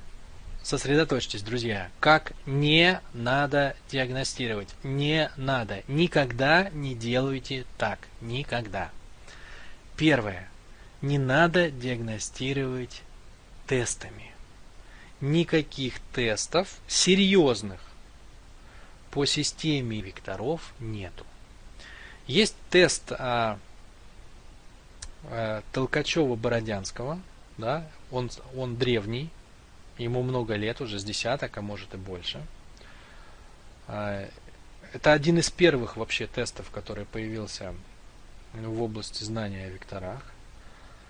Но Бородянский, при всем моем уважении к нему, он многих вещей в векторах еще не доразобрал. Вот. Поэтому этот тест вообще он определяет вектора в процентах. А в векторах нет процентов. Вектор как пол, да, мальчик или девочка, либо есть, либо нет. Все. Все, никаких процентов нет. Нет никаких 70% у ретральников, 20% зрителей. Этого не бывает. Забудьте про это сразу, раз и навсегда. Вектор либо есть, либо нет. Вот. Вот. И есть тест у нас в лаборатории 8. Я сам лично создавал этот тест. В принципе, тест неплохой. Ну, не будешь же себя ругать, правильно? Но, конечно, к этому надо относиться с иронией, да? То есть серьезно воспринимать этот тест все-таки нельзя. Да, он может вас направить и подсказать. Но я был честен в этом смысле с аудиторией, с теми, кому мы предлагали этот тест. И мы сразу писали, что тест отражает вероятность наличия у вас этого вектора. То есть там было, например, 70%, что у вас есть зрительный вектор. Не 70% зрительного вектора, а 70% есть вероятность, что он у вас имеется. Да? И 30% есть вероятность, что у вас его нету. Вот. Но в принципе забейте на тесты вообще. Дальше. Не надо обращаться за диагностикой к знающим людям и потом ссылаться на них. Что я вот восьмивекторный, мне тут это самое, разбирающиеся люди сказали. Очень мало разбирающихся людей в теме, на самом деле. Вы можете легко обратиться к людям в группе, например, ВКонтакте, где вы находитесь, и что-то рассказать о себе, фотки свои выложить, какие-то значимые факты о себе рассказать. Предложить им себя подиагностировать, но не относитесь серьезно к этому результату. Не относитесь серьезно к нему. У нас тест по диагностике, не тест, а конкурс по диагностике выложен в группе ВКонтакте. Я выберу победителя и запишу вам какое-нибудь коротенькое видео. Ну, постараюсь, по крайней мере. Я не обещаю на 100%, но думаю, что пару слов скажу вам, прокомментирую на тему того, почему именно этот победитель, почему именно так. Вы увидите, насколько по-разному люди диагностируют. Они сыплют редчайшие вектора, типа уретры и обоняния, направо и налево, всем подряд. Так, и еще важно, что вектора в принципе у большинства людей они одинаковые. Еще раз, сегодня в развитой стране у жителя большого города 5-6 векторов. То есть в принципе мы по векторам с вами совпадаем. А где мы не совпадаем? Мы не совпадаем в том, в какую игру мы сыграли этими векторами. Вот в чем мы не совпадаем. Мы не совпадаем в том, какие у нас состояния, развития, реализованности. То есть это более глубокие параметры. И надо научиться видеть и чувствовать. Начните просто с узнавания векторов. Просто с проявления векторов. Но двигайтесь дальше к тому, чтобы углублять диагностику. Обязательно.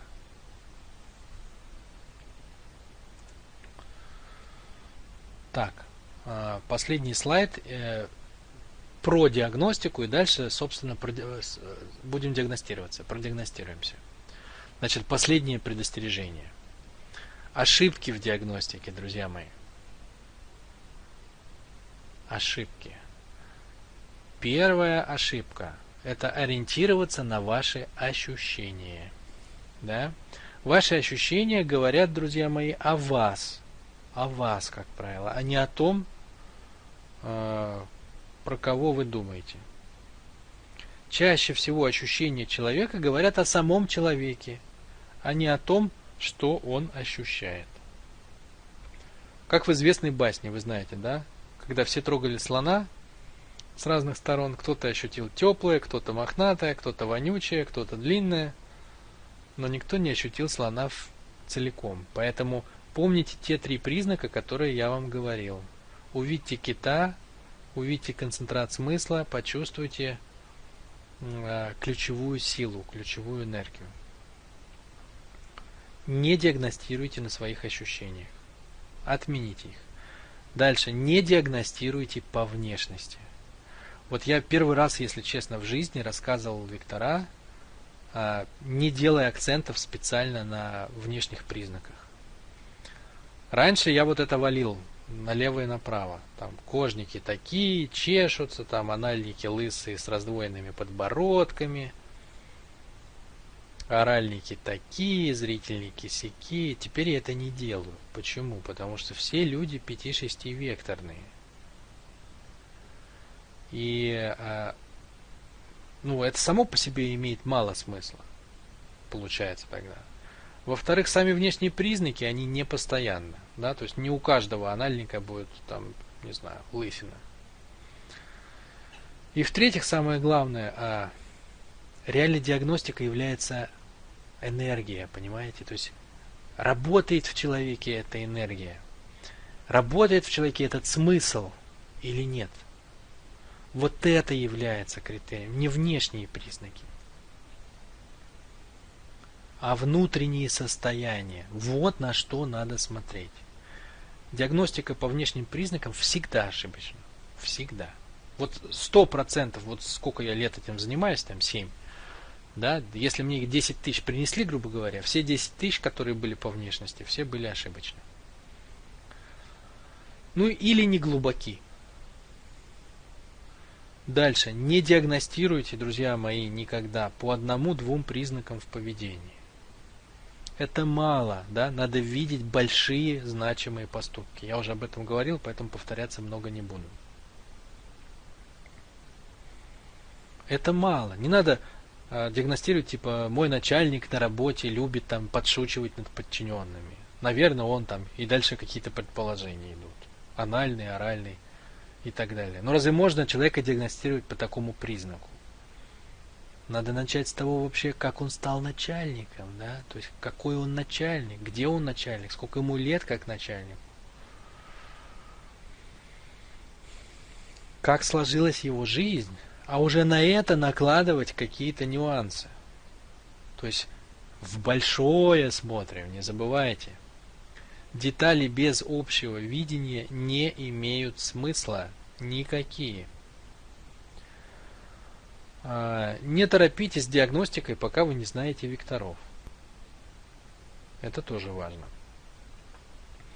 Ну, то есть, пока вы не разобрались, не вешайте, по крайней мере, другим людям ярлыки. А то у нас начинается в нашей этой векторальной теме. Люди только послушали анальный вектор, они уже приходят довольные, смотрят мужу в лицо и говорят: да ты у меня анальный. Все, я про тебя знаю. Понимаете, у человека как бы ненависть в глазах, обида на всю жизнь. И он никогда уже к этому знанию больше не прикоснется. Ну зачем нам такое с вами? Суть, кстати, не в ярлыках вообще, да? Суть понять энергию, силу, которая движет человеком. Дальше, большая ошибка — не сформулировать противоречие. Вот здесь внимание. Внимание, друзья, это важный момент. Это кто готов запариться. Кто не готов запариться с диагностикой, можете пропустить мимо ушей. Значит, что это такое? Вот, допустим, вы смотрите на человека и думаете, у него кожа или обоняние? Есть у него звук или нету? У него есть оральный вектор или нет орального вектора? Так вот, очень важно, понимаете, вот в таких сомнениях можно находиться годами. Что очень важно сделать? Важно сформулировать противоречие, что сталкивается. Да? С одной стороны, вот этот факт говорит мне о том, что у него есть обоняние, например, он там интриган. Но вот этот факт, ну, например, какой-то он простоватый или он не занимает значимую должность, говорит мне о том, что обоняния, скорее всего, нету. То есть формулируйте, что говорит за одно, что говорит за другое. И дополняйте дальше эти списки. Вот тогда вы придете, скорее всего, к решению. Если вы противоречия не сформулируете, так и будете болтаться в сомнениях, как и в жизни. Как и в жизни.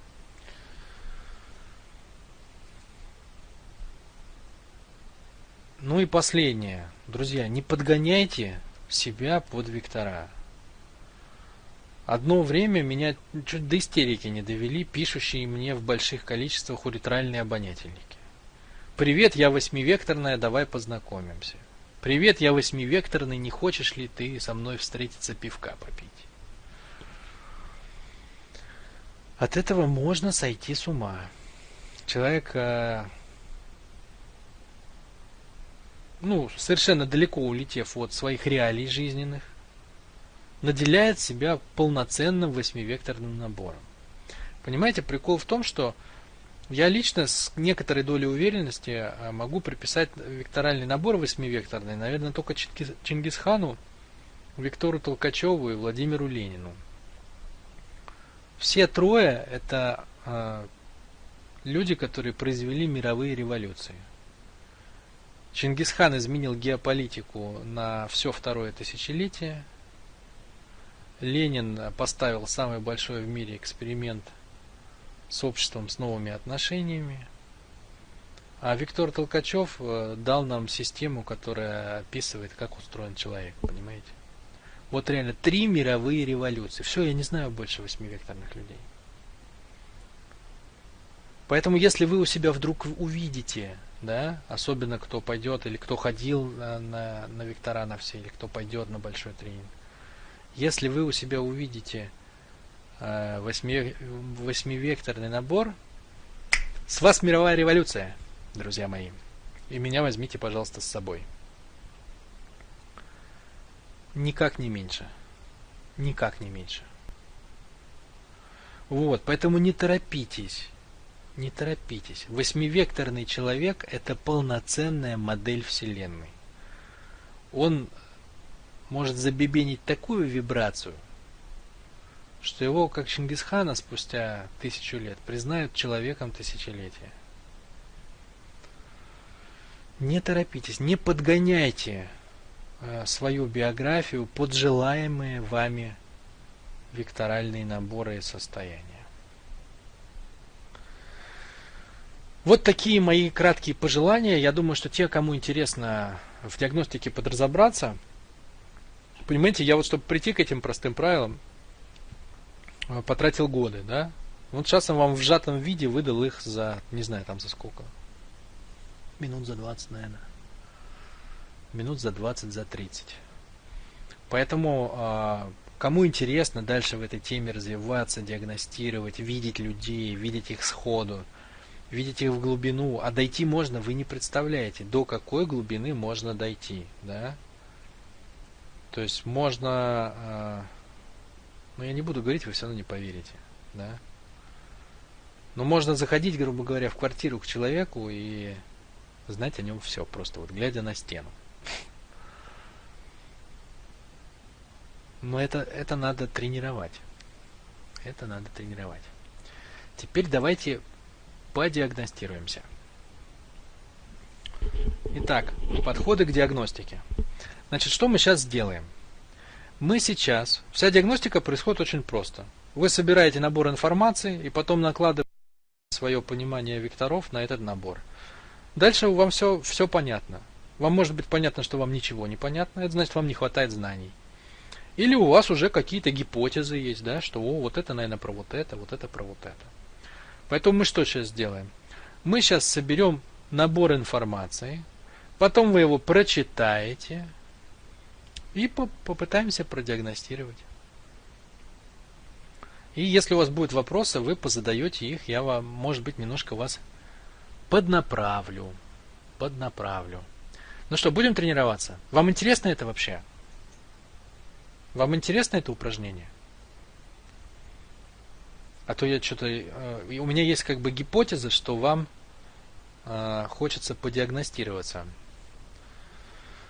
Но я, честно говоря, даже у вас не спросил, так ли это, да? Это я из своей головы взял, да? Любую гипотезу надо тестировать реальностью. Интересно. Ну тогда погнали. Значит, сверху у нас фраза, которая начинается со слов «Я человек, который…» И дальше у вас что-то написано. Развернуто, пожалуйста, да? Не победит, не лучший, не первый, не полетит в космос, а что-то как бы, что-то более подробное.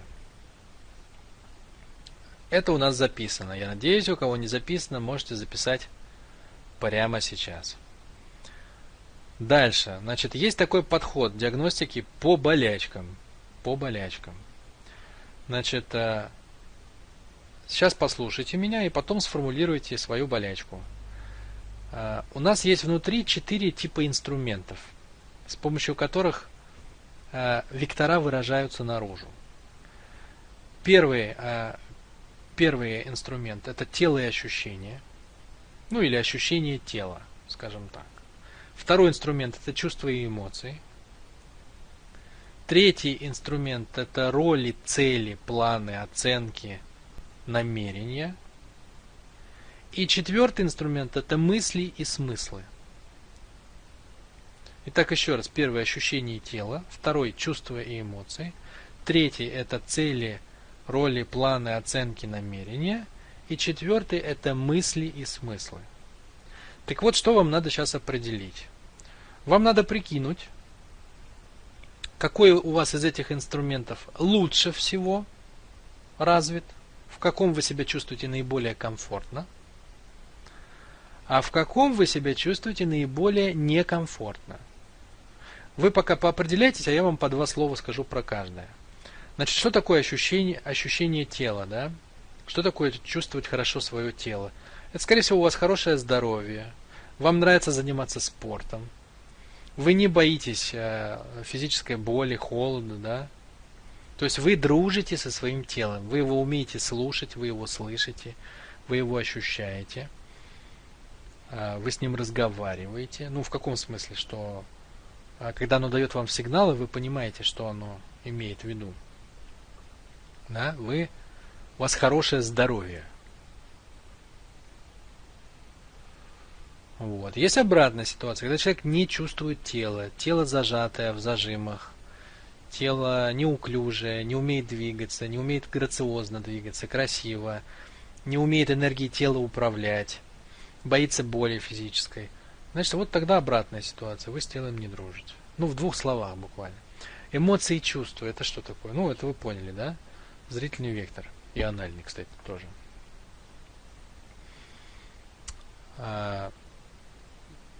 Ну, эмоции это что? Это когда у вас ходит амплитуда, когда вы знаете, что про вас говорят, что вы эмоциональны. Все, что связано с эмоциями, может быть истеричны, не контролируете себя, не управляете своими эмоциями. Вы знаете, что эмоции могут вас понести как кони в разные стороны. Вы боитесь своих эмоций, вы часто вообще боитесь, у вас много страхов. Вы знаете, что вы обидчивы. Ну, вот такие вещи, да? Значит, или наоборот, вы живете в одной, ну, вы не чувствуете, вы эмоционально сухой человек, про вас говорят. То есть ваши эмоции внутри. Все это есть, но оно внутри. Вот одно дело оно выражается, а другое дело не выражается. Значит, тогда внешне вы сухой, сухарь, безэмоциональный, не умеете проявлять свои эмоции, не умеете близкого человека обнять, не умеете радоваться. Когда вы покупаете машину, вам сложно почувствовать счастье, хотя вы очень бы хотели. Ну, поняли, да? Либо вы губка в воде, либо вы сухая губка. Роли, цели, планы, оценки, намерения. Тоже очень просто это понять. Есть люди, для которых целеполагание и цели достижения – это не пустые слова. У них распланировано, они знают, что такое коучинговое колесо, у них по сферам жизни есть цели, к чему они стремятся, они измеряют результат, они составляют планы, они знают, чего они хотят достичь. Вот это одна ситуация. И другая ситуация, когда вы плывете по течению жизни, как, ну что-нибудь красивое надо сказать, как лодка, которая отвязалась от берега и ее понесли волны. Да? И ее мотает то влево, то вправо, но вы не управляете своим временем, у вас нет системы приоритетов, вы не знаете, чего вы хотите от жизни, у вас нет целей, вы не зарабатываете деньги. Вот. И четвертый канал – это мысли и смыслы. Значит, что значит у вас работают мысли и смыслы? Это значит, что вы способны и любите рассуждать на абстрактные темы. В чем смысл жизни? А ради чего я здесь живу? А что первично, а что вторично? Материя или сознание? Вы знаете законы диалектики. Вы пытаетесь разобраться, в чем смысл инь и ян. Да, вот такие вещи. И наоборот, мысли и смыслы у вас не работают, если вы не определили свой смысл жизни и не ищете его, и никогда этим вопросом не задавались. Если для вас все вот эти слова абстрактные, это что-то, какая-то чушь белиберда непонятная, философия для вас сложный предмет, у вас по нему тройка, ну и, короче, на вот эти вот темы, удаленные от жизни, говорить вам очень и очень сложно. Итак, определяемся, какой канал для вас самый комфортный и какой канал для вас самый некомфортный. Они написаны на слайде, если кто забыл. Ощущение тела, эмоции, чувства, роли, цели, мысли, смыслы. Первый, второй, третий, четвертый. Прям пишите. Самый комфортный, например, там второй, самый некомфортный, четвертый. Ну или там, как это у вас. Когда напишите, поставьте, например, единичку. Чтобы я знал, что мы с вами можем двигаться дальше. Окей. Окей. Ну, я думаю, несложно с учетом того, что я рассказал, да? Дальше, друзья мои. Дальше. Давайте ответим на такой вопрос. Разделите свою жизнь на сферы. Как вы обычно ее делите? Или, ну или прямо сейчас там как хотели бы. Ну, например, финансы, семья, хобби, общение, там отношения с родителями, друзья. Ну, какие они у вас есть? Я не знаю, у каждого свои. Так вот, разделите свою жизнь на сферы.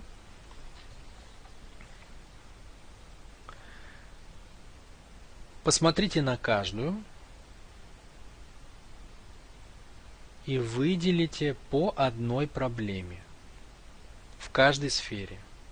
То есть моя главная проблема в финансах, моя главная проблема в семье, моя главная проблема с родителями, моя главная проблема там, в личном развитии, моя главная проблема в общении. Вот выделите несколько сфер жизни и по каждой напишите главную проблему. И 3 главных проблемы пометьте галочками. Когда сделаете это, поставьте, пожалуйста, двоечку. Чтобы вам было легче выделить главную проблему, вы прям заканчиваете это предложение, да? Главная проблема в такой-то сфере моей жизни заключается в том, что я, и дальше заканчиваете эту фразу.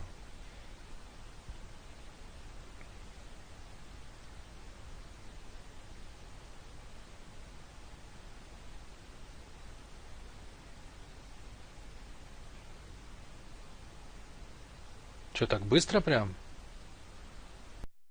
Все записали, уже двоечки пошли. Ничего себе. Огонь. Огонь. Окей. Окей. Напишите, пожалуйста, 3 черты, которые вы больше всего не любите в людях. Вот что вызывает у вас раздражение, что вас бесит в людях.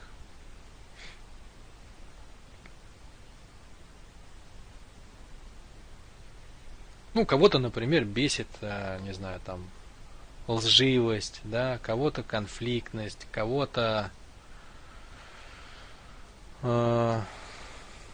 бесит. Что там вообще бесить-то может? Кого-то бесит, например, что некоторые люди в тоскливом настроении все время. У каждого свое есть. Но вы напишите слово и какой-то краткий комментарий, что это значит, да, чтобы вы потом сами вспомнили, что вы в это вложили.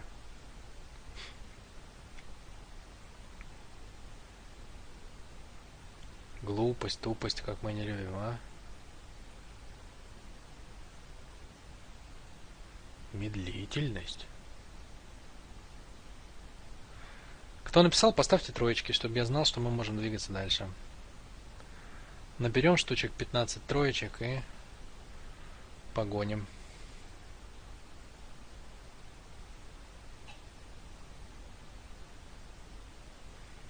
Значит, задача была какая? сформулировать 3 черты, которые больше всего меня бесят в людях. Значит, вот эта информация по болячкам. Теперь давайте посмотрим по достижениям. По достижениям. Запишите, пожалуйста, главное достижение своей жизни. Что бы вы назвали главным достижением своей жизни?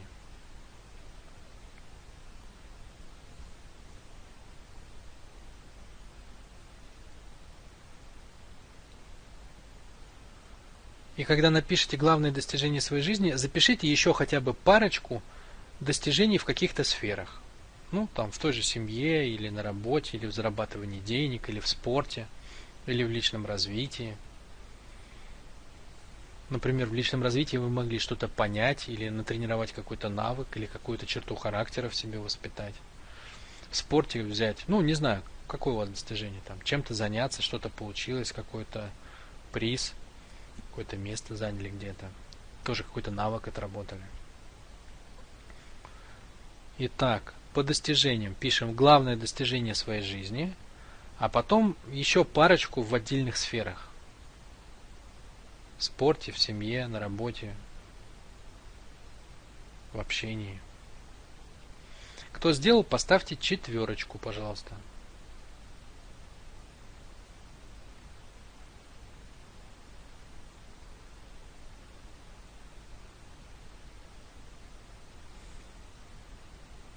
Угу. Итак, ну что, вот теперь возьмите этот лист, посмотрите на него, прочитайте.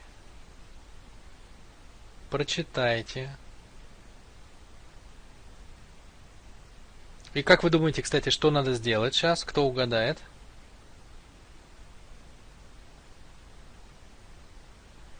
Кто угадает, что надо сделать?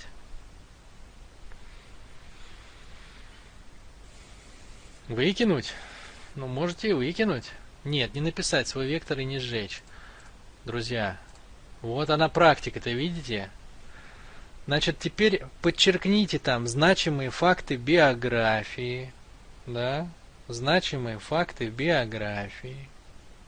И сделайте вывод, какой смысл жизни у этого человека и какая сила им живет. То есть, какое переживание им движет больше всего. Помните, мы в каждом векторе центр ромашки с вами изучали, да? Кожник, рост, победа, новые ощущения, анальник, защита, уважение. Ну, там у каждого свое было. У оральника сегодня было захват внимания.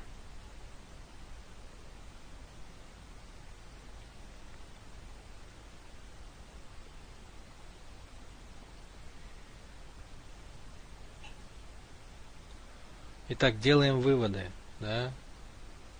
Значимые факты биографии, смысл жизни и ключевое переживание, главная сила, которая движет вами.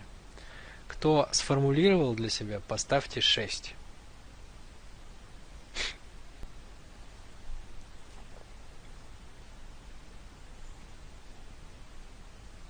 Ну вот теперь определяйте. Теперь определяйте из того, что вы знаете про свои вектора. Вот это и есть самая лучшая информация, на основании которой вы можете сделать выводы. Ну, вы можете задавать мне вопросы. Сейчас я вам поотвечаю. Сейчас пишите их в общий чат. Или нет, пишите их все-таки, пожалуйста, в раздел «Вопросы». В раздел «Вопросы». Я там начну с конца, чтобы это были вопросы про диагностику. Значит, можете позадавать мне, я вам покомментирую. Вот если у вас есть какие-то сомнения, у кого-то вот уже 8 векторов обнаружилось, при том, что мы с вами изучали 5. Такие люди всегда находятся. Я думаю, что на них и держится наш мир. Анальный звуковик. Ну, делитесь результатами. Делитесь результатами, друзья. Делитесь. Делитесь результатами и задавайте вопросы. О, пошли вопросы, я вижу. Так. Как точно определить наличие орального вектора? Ну, точно это просто разобраться в том, как устроен оральный вектор. Друзья, смотрите, ну, на эти вопросы нет ответа, как точно. У нас же нет тестов. Вы поймите, что тест это вот биологического. Его нету. То есть нельзя, например, я не могу попросить вас прислать мне там анализ кала или мочи, чтобы я его дома изучил и выдал вам диагностику. Это невозможно, такого нет. Вы не можете сдать какую-то жидкость из своих слизистых, чтобы я вынес вам, или кто-то другой, чтобы вынес вам вердикт о диагностике. Если у вас не получается, это нормально, вы же только знакомитесь с этим. Это совершенно как бы в порядке вещей, совершенно нормальное жизненное явление. Это только пониманием, точность диагностики, она рождается только из понимания. Звук и зрение в неважном состоянии. Зрение плюс звук основные.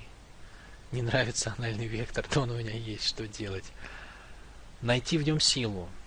Ребята, без анального вектора не сделать никаких крутых вещей сегодня. Это вообще исключено. То есть сегодня куда вы не придете, вам придется освоить огромное количество знаний и умений. Без анального вектора сегодня нереально вообще. Поэтому найдите в нем свой кайф. Анально-кожный звуковик, все одинаково. Есть все 5. Кожный, анально-оральный, звук, анальное зрение. Хоть что-то получается у вас? Вот у кого-то есть ощущение, что что-то он точно определил, да? Вот он только-только узнал про вектора и уже точно определил. Первая диагностика, смотрите, она простая, это просто есть вектор или нет. Она, естественно, круто работать начинает, когда вы уже состояние видите векторов, когда вы видите их убеждения, да, то есть когда вы можете уже управлять этим процессом. То есть что приходит за диагностикой? Управление, да, когда так же как с кошкой, собакой, сначала просто различаешь, а потом можешь воздействовать, да. А потом можешь воздействовать. Смутные сомнения помните, да? Пишите, между чем и чем сомневаетесь. Так, я отвечаю еще на несколько вопросов вам. Смысл жизни сопротивления. Это кто? Смысл жизни это такой есть сценарий на протест, да? Сценарий на протест бывает у нас в 3 векторах наиболее ярко выражен. Это в звуковом, в уретральном и в анальном. Чаще всего в анальном.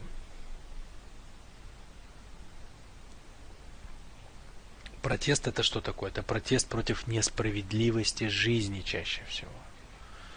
Вот. Но в звуковом векторе тоже бывает протест какой? Как обратная реакция на ограничение моей свободы. Что я никому не подчинюсь. Я буду идти своим путем. Я пойду по-своему.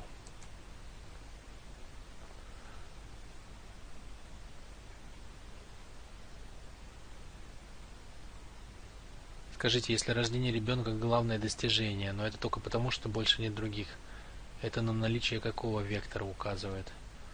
Я думаю, что это указывает на наличие анального как доминантного, да, потому что если бы кожный был доминантный, то было бы еще что-то. А здесь, скорее всего, как минимум нижний доминантный, скорее всего, анальный, потому что он не очень подвижный, да. Может быть даже анально-зрительная связка. Смысл жизнеразвития это звуковой вектор, конечно же. Смысл жизни, комфорт и желание быть одному. Кто это такой? Смысл жизни и комфорт быть одному это целый пакет, скорее всего, не очень реализованных векторов, да? То есть это загнанный звук за плинтус, травмированный, раненый. Это зрение, которое в страхе, боится красоваться, да, оно либо выходит показывать себя, да, искать свои влюбленные глаза, влюбленные в себя глаза, либо боится это делать, демонстрироваться. Вот мы либо боимся, либо демонстрируемся. Вот. И может быть это анальный вектор в обиде, он тоже так часто делает. Человек с анальным вектором, который тоже вот обижен, травмирован, он что говорит? Он говорит, не надо мне этого ничего.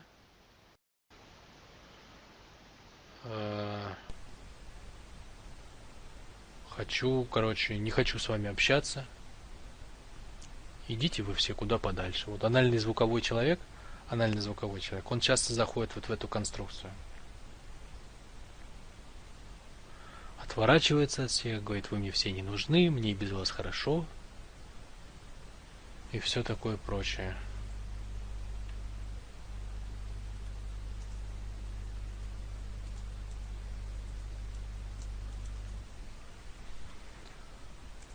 Так.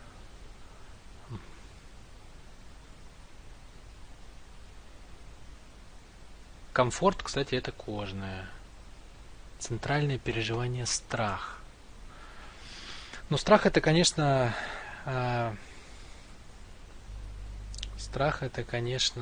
звук и зрение.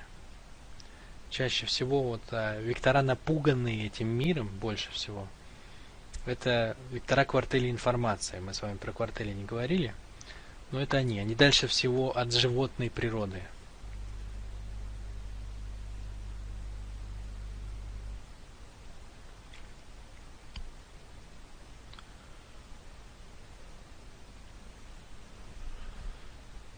Так, есть бизнес, люблю профессионалов, обожаю своих детей, задумываюсь об истине и смысле, люблю интересных людей и впечатления. Вот с противоположным не айс. Кто я? Ну, здесь полный комплект описан. Я думаю, все есть. А с противоположным не очень, тут надо понять причину, конечно. Так вот снаружи не скажешь.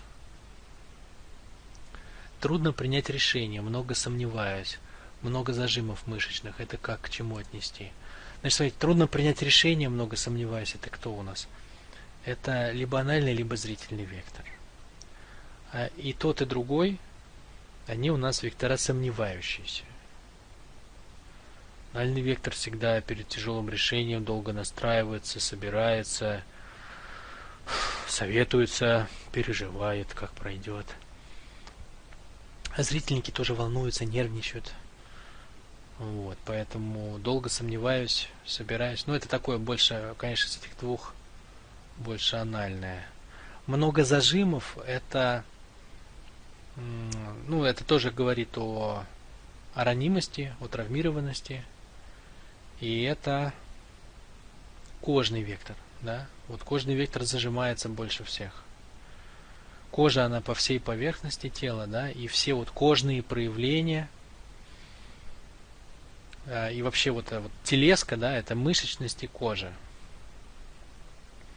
Больше всего зажимов у людей с кожным вектором со звуком, со звуковым. Почему? Потому что звуковой вектор гипертрофирует любые стрессовые ситуации. То есть, если просто для кожника, проиграл так проиграл, то для звука кожного это я хуже всех. Я неудачник. Я никогда не буду успешным человеком. То есть он сразу на 100 баллов любой стресс, поэтому зажимается сильнее всего.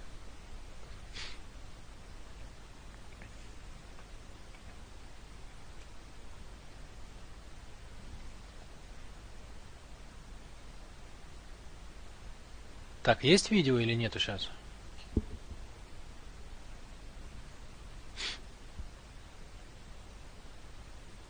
Есть, да? Что-то многие написали, что пропал. Все окей. Окей. Так, еще парочку.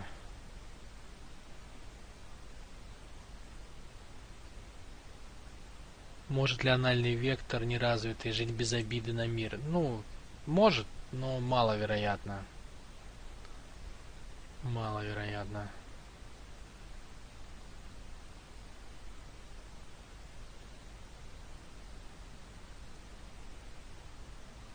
Так, так, так.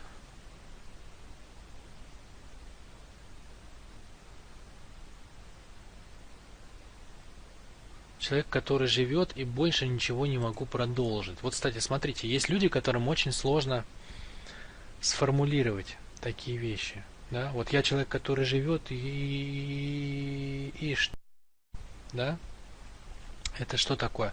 Это как раз проблемы с четвертым каналом, да? То есть, когда мы формулируем абстрактные вещи, обобщаем, выявляем смыслы какие-то, и мы не можем ничего про себя сказать, это, скорее всего, означает проблему с четвертым каналом. Отсюда в обратку точно совершенно можно сказать, что вы живете где-то в другом месте, да? Либо в эмоциях, либо в целях, но с целями вряд ли, потому что было бы что-то тогда, что сказать. Значит, либо эмоции, либо ощущения в теле. Вот уже как минимум есть такая информация, соответственно, можно посмотреть по векторам, где вы.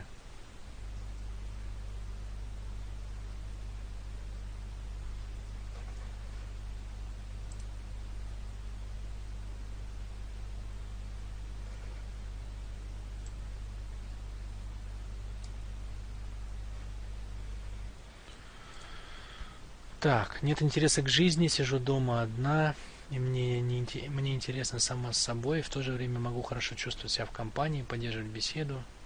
Ненавижу продавать, медлительно люблю рассуждать о смысле жизни, обожаю музыку и ритм. Ну, это кто у нас был? Это, конечно, был звуковой вектор. Это звуковой вектор, который немножко стрессует и замкнулся сам в себе. Вот это вот вообще замыкание на самом себе, это основная штука, которая происходит со звуковым вектором. Он убегает от общества, которое его травмировало. Замыкается в себе, уходит в свои мысли. Не хватает усидчивости, хватаюсь за 20 дел, не доделываю, бросаю, хватаюсь за новое, увлекаюсь, снова бросаю. Фрустрант. Не фрустрант. Не фрустрант, Таша. Не фрустрант. Это просто... Ну, просто такое состояние, оно бывает... Ну,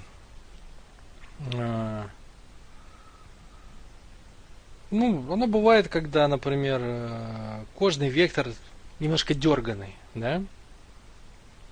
Есть такие состояния, вот, как мы говорили, в анальном векторе ступор. А в коже есть дерганность. Дерганность. Вот если едут, например, на машине два человека, и они стрессуют, да, вот они во фрустрации как раз находятся, то что будет с анальником, что будет с кожником? Анальник в ступоре, вот он едет на кирпич и понимает, впереди кирпич, впереди кирпич, впереди кирпич, блин, что делать, и так и въезжает в этот кирпич. Вот он как взялся за руль, как застыл, так в него и въехал. А кожник дерганый наоборот. Так, впереди кирпич, раз влево, потом раз вправо, потом влево, вправо, и точно в кирпич. То есть кожник реагирует, это же мастер действия, помните, да? Он реагирует убыстренным действием, а анальник реагирует наоборот. Он застывает вот так вот. И все. И все.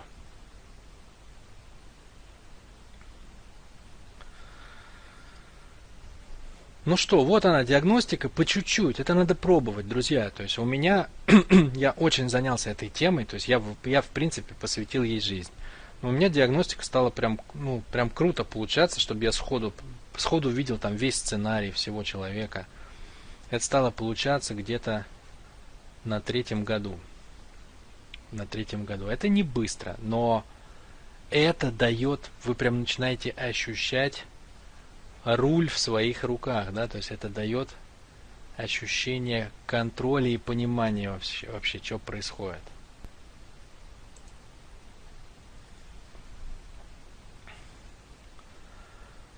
А со временем вы сможете диагностировать просто по взгляду. Я специально это написал.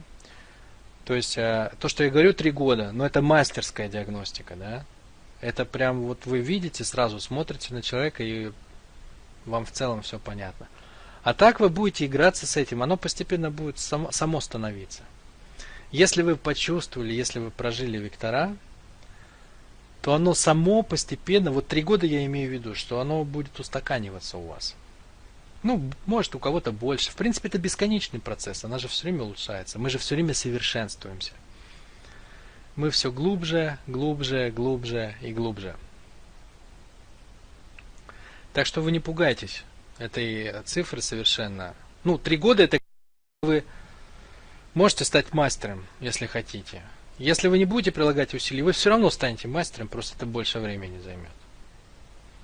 Потому что волей-неволей вы будете это отмечать. Вот, ну слушайте, видно, как он волнуется, как он медленно двигается. А вот этот вот видно, как бы суетливый дергается по кожному. А вот видно эмоции зрительные. Ну, то есть вы никуда не денетесь, вы все равно будете это видеть.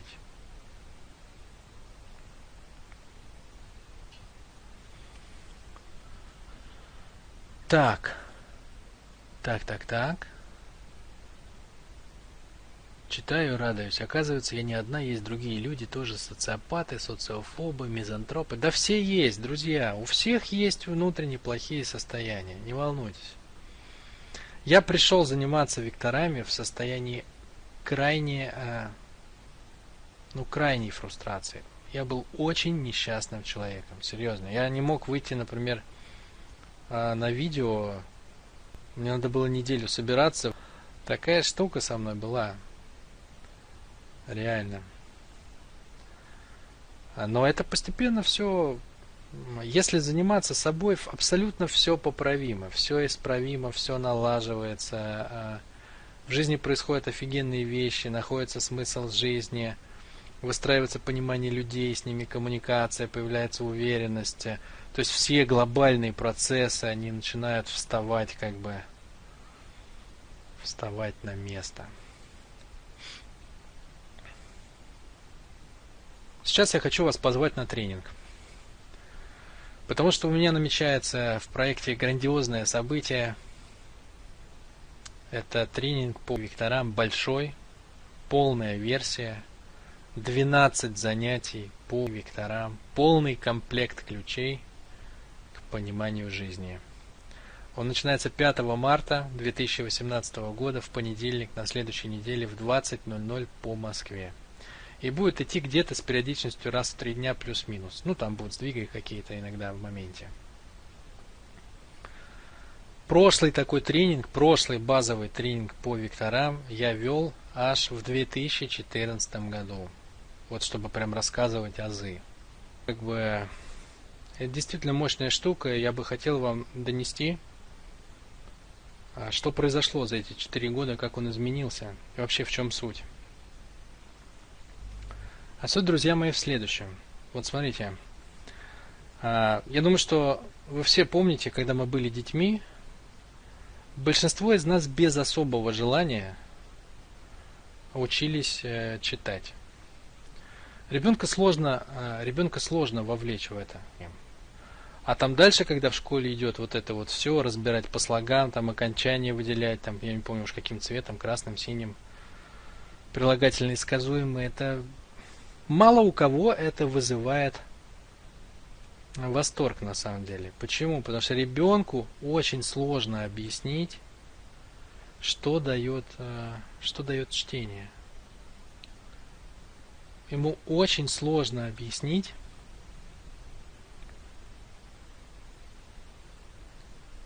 зачем нужно потратить свое время на то, чтобы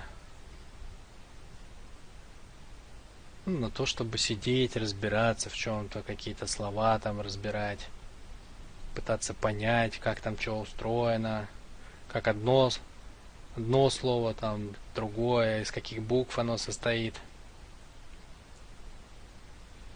Сложно это дается, да? Ну, то есть попробуйте объяснить ребенку эти взрослые вещи, что ты утром будешь открывать глаза, там, брать свой смартфон, там будет написано, какая погода на улице, а ты не сможешь прочитать, если ты читать не умеешь. Что ты зайдешь в интернет, а там все на словах, в поисковик надо уметь читать, в соцсеть зайти надо уметь набить пароль, правила прочитать какие-то, там людей найти. Ну, то есть все на этом. Мы а, настолько вовлечены в тему чтения, то есть обмена смыслами с помощью написанных слов, что мы даже не замечаем, как это происходит. Это происходит на каждом шагу. Но попробуйте объяснить это ребенку, который кайфует просто от того, что он может на скакалке попрыгать, с мячиком побегать, кошечку погладить.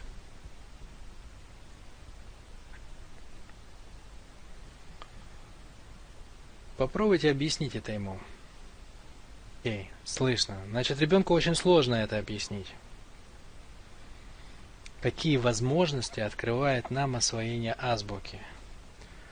Так вот, друзья мои, вектора вот эти вот, о которых мы с вами говорим, это своего рода азбука жизни. Итак, мысль у меня была только что простая. Ребенок учится читать, и ему очень сложно представить, какой мир перед ним распахивает вот это самое чтение. Да? То есть он может после этого обмениваться гигабайтами информации с людьми. Он включен в жизнь. Потому что он когда-то в детстве выделил время, ну, конечно, не без помощи родителей, и освоил азбуку. Азбука – великая вещь. Так вот, вектора, друзья мои, это точно такая же азбука. Только это не просто чтение информационных посланий, закодированных в письменном тексте. Это чтение реальности. Это чтение того, что происходит. Это чтение того, как что устроено. Это чтение людей, с которыми мы сталкиваемся и встречаемся. А еще раз, люди-то повсюду. Люди-то повсюду. Все основано на людях. Мы трудимся в компаниях, построенных людьми. Мы создаем продукты, которые покупают люди. Люди платят деньги, люди зарабатывают деньги, люди строят отношения. Люди пишут музыку, люди рисуют картины, другие люди смотрят эти картины и слушают эту музыку. Все построено на людях. Мы умеем читать слова, но мы не умеем читать реальности, мы не умеем читать людей, если мы не знаем вот этих простейших основ. 8 букв, на которых написана книга жизни. Поэтому я приведу такую метафору. Мне очень понравилось. Мне один клиент сказал: слушай, Слав, вот я у тебя изучал там вектора несколько лет назад, и с тех пор, ну вообще, вот когда разобрался в этом уже, когда ты автоматом ловишь, что за человек перед тобой, в каком состоянии, что говорит им изнутри, то когда ты встречаешь людей, которые не знают про это, они как будто из какой-то с другой планеты. Они как будто из прошлого века. Как крестьянин в лаптях. Это такую метафору он дал яркую, вот как крестьянин в лаптях, необразованный. И меня прям цепануло, а ведь действительно, понимаете, вектора сегодня это азбука жизни. Этими словами написано все. Человеческие отношения, человеческие эмоции, ощущения, конфликты, война и мир, любовь, сопереживание, смыслы. Все написано через эти 8 кубиков. Поэтому, друзья мои, у нас точно так же есть 2 состояния сегодня. Слава Богу, что 300 лет назад то, что было, это уже никогда не повторится. Да? То есть тогда большинство людей были безграмотными, действительно были крестьянами в лаптях, и отдельные единицы имели доступ к образованию. И образование создавало для них совершенно новый уровень жизни. Эти редкие достаточно люди, образованные, они жили полноценной жизнью. Они путешествовали, они писали книги, они создавали и творили историю,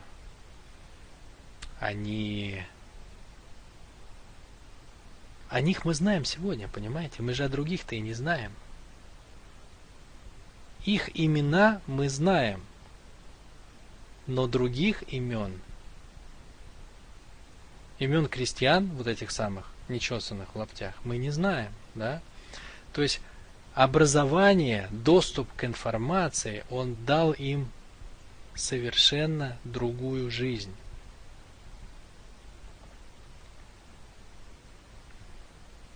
Совершенно другую жизнь. Слава Богу, мы уже переросли это время. Мы уже больше не задаемся вопросом, а зачем нам давать детям образование, в чем его смысл. Сегодня все хотят дать своим детям образование.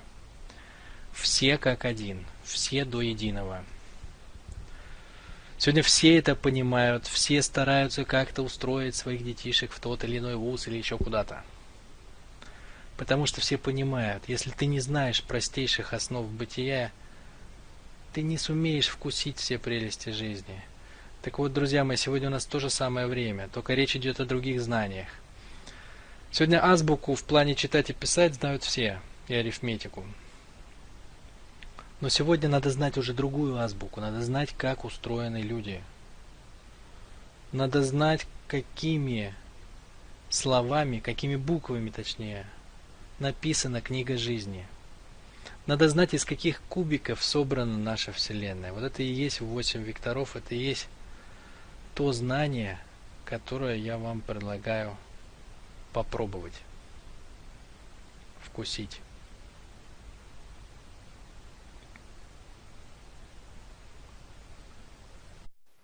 Я начал с азбуки, о том, насколько важно освоить ее в детстве, и насколько это тяжело и не хочется, и о том, насколько это дает офигенные возможности. И пришел к тому, что азбукой сегодняшней является понимание векторов, понимание смыслов Вселенной, понимание природных сил Вселенной, понимание того, как все устроено, умение видеть человека с первого взгляда буквально, вот так, с одной секунды, да, смотришь и сразу увидишь, что перед тобой и что он хочет. И слава богу, у нас сегодня другое время.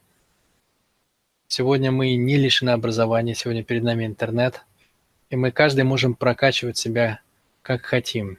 Так вот, сегодня, друзья, базовым знанием является знание именно этой азбуки, азбуки жизни. Азбуки, которая называется системой векторов, открытых Виктором Толкачевым. И которую я вам предлагаю вместе со мной освоить на тренинге с 5 марта,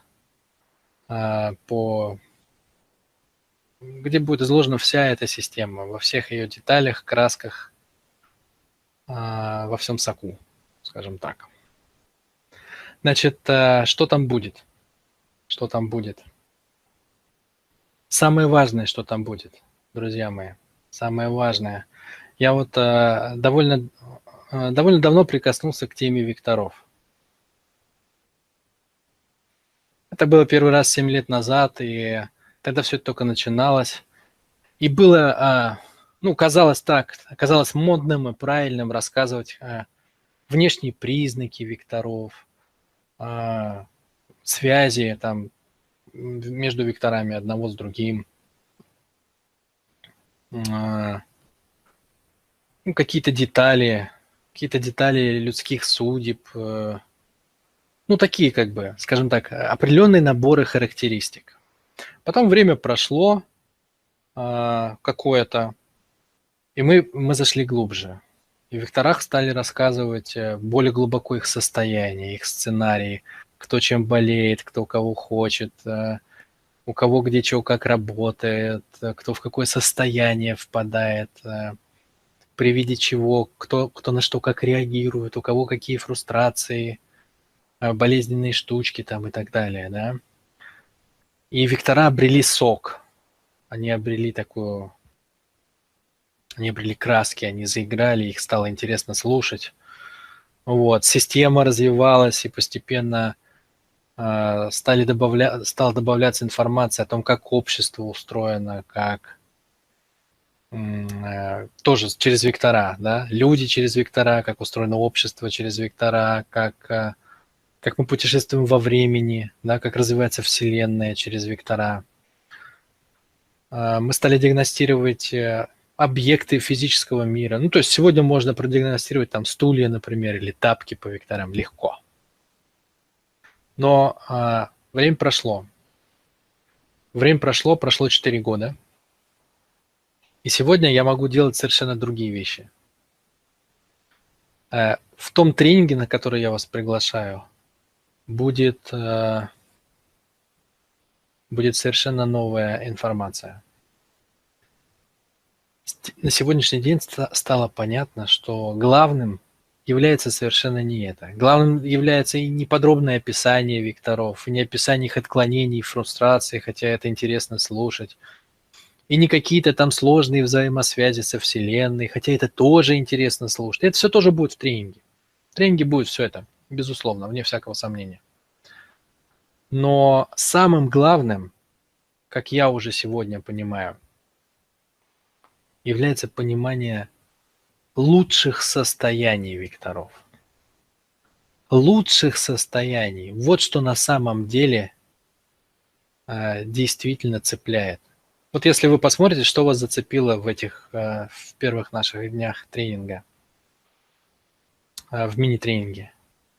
Да, вас зацепили описание, да, вас зацепили, что вы что-то узнали.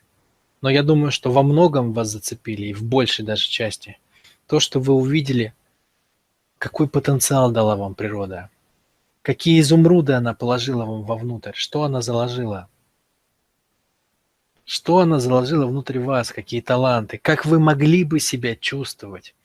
Вот та информация, которая реально является самой ценной, которая зажигает звезды, да, зажигает звезды внутри нас. Когда я узнаю в себе кожный вектор и понимаю, о, блин, тут зажимы, тут я не знаю, там какой-то тут обиженный анальник, тут я нереализованный кожник, тут лузер, там, тут еще чего-нибудь.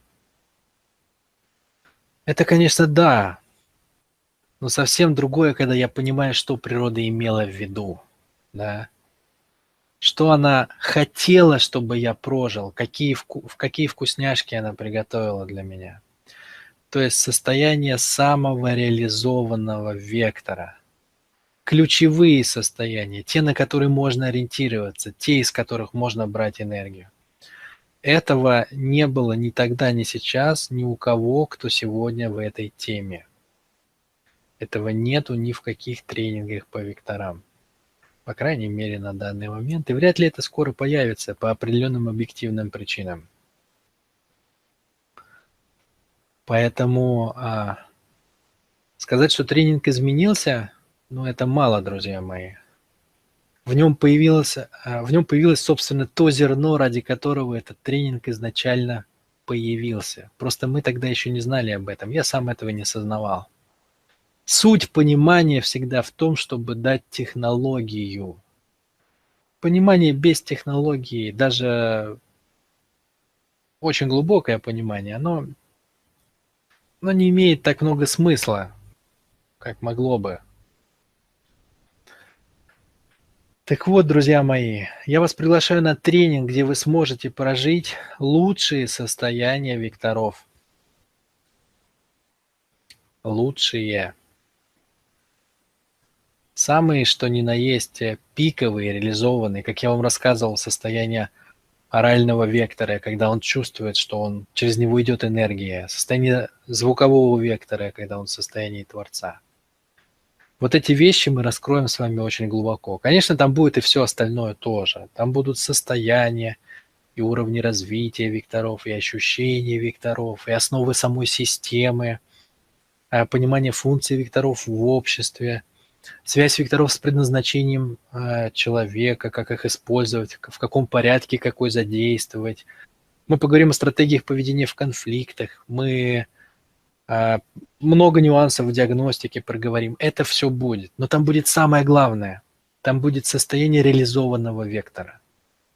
Не отклонение, как сегодня работает вся психология, даже не только системный подход с векторами.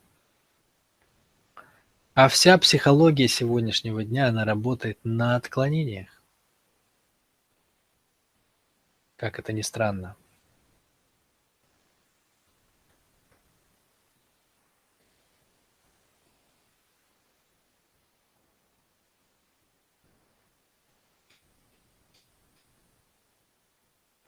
Она работает на том, что у этого тянет в одну сторону, этого в другую, у этого косяк тут, у этого там, у этого здесь.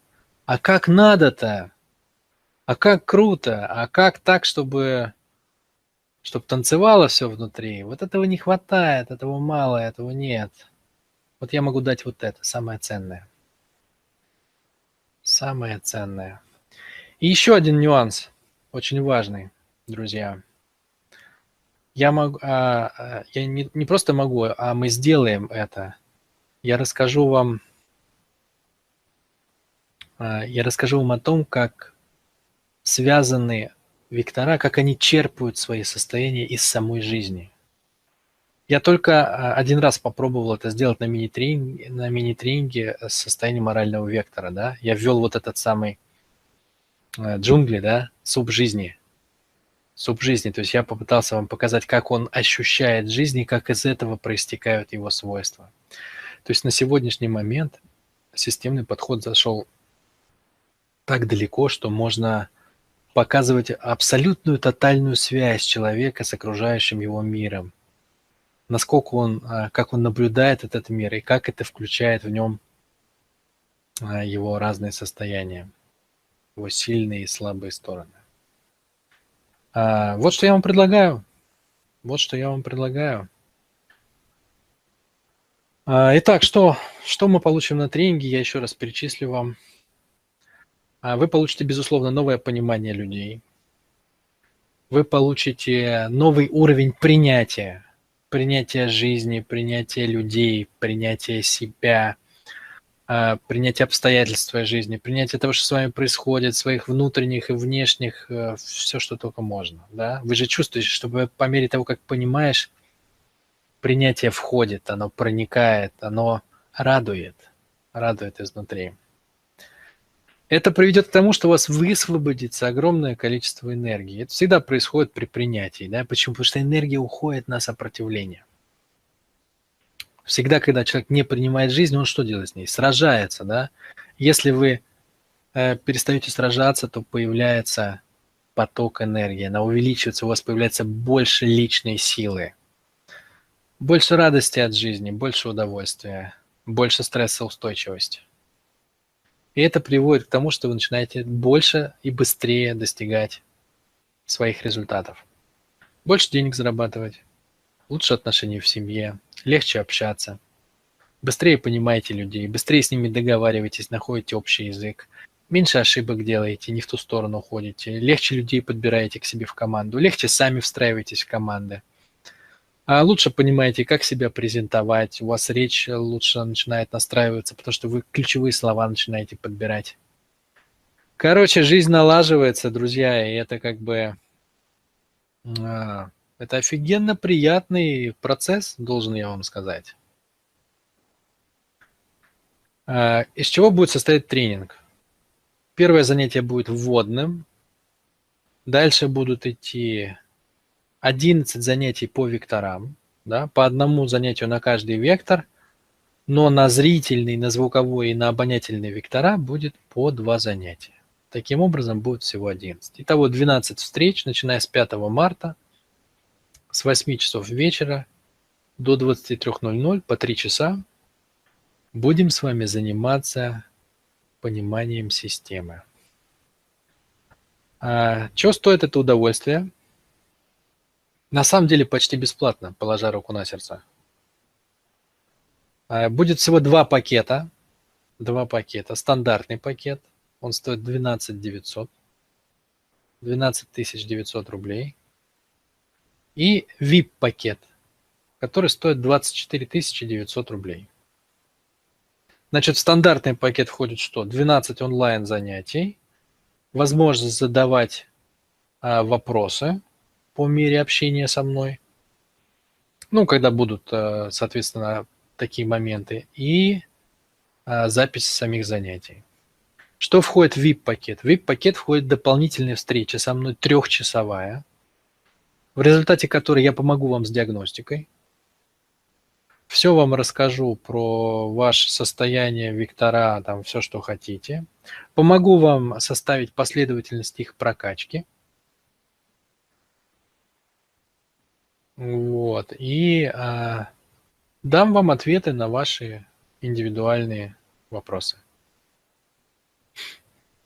Итак, друзья мои, 2 пакета. Стандартный 12 900, VIP 24 900. 12 занятий плюс консультация 3-часовая со мной для тех, кто покупает пакет VIP. За это вы узнаете 3 самых главных вещи. Вы поймете их и проживете. А именно, каковы правила игры, да, как ведут себя другие игроки и как нащупать лучшую стратегию поведения. Присоединяйтесь. Я думаю, что мы возьмем не больше 100 человек, поэтому те, кто будут первые, ну, чтобы иметь возможность ответить на вопросы, те, кто будут первые, у вас больше шансов. Итак, друзья, это основное, чем я хотел с вами сегодня поделиться. Мы с вами сегодня много сделали. Мы разобрали оральный вектор, мы подиагностировались. Вы узнали о новом тренинге, о его отличиях от предыдущей версии. Кстати, когда будет следующий, я вас сразу предупреждаю, что я не знаю. Вот 4 года я это не вел в таком формате, и не знаю, сколько еще это будет, не будет происходить. Будем ли мы продавать записи после того, как тренинг закончится, я тоже не знаю. Мы еще не решили на эту тему. То есть, может быть, мы ограничимся только вот этим прогоном и будем ждать тогда какого-то следующего. Может, да, может, нет, короче. Решение еще не принято. Ну и я объявил в конце, да, оральный вектор, диагностика, тренинг и конкурсы. Мы все с вами выполнили. Сейчас я с удовольствием готов буду поотвечать на ваши вопросы по векторам и на любые другие темы. Вы можете вернуться в программу ProofMe, начать мне задавать их там. И я с вами с удовольствием пообщаюсь.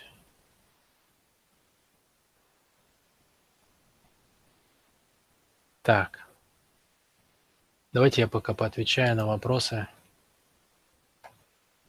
которые были заданы ранее.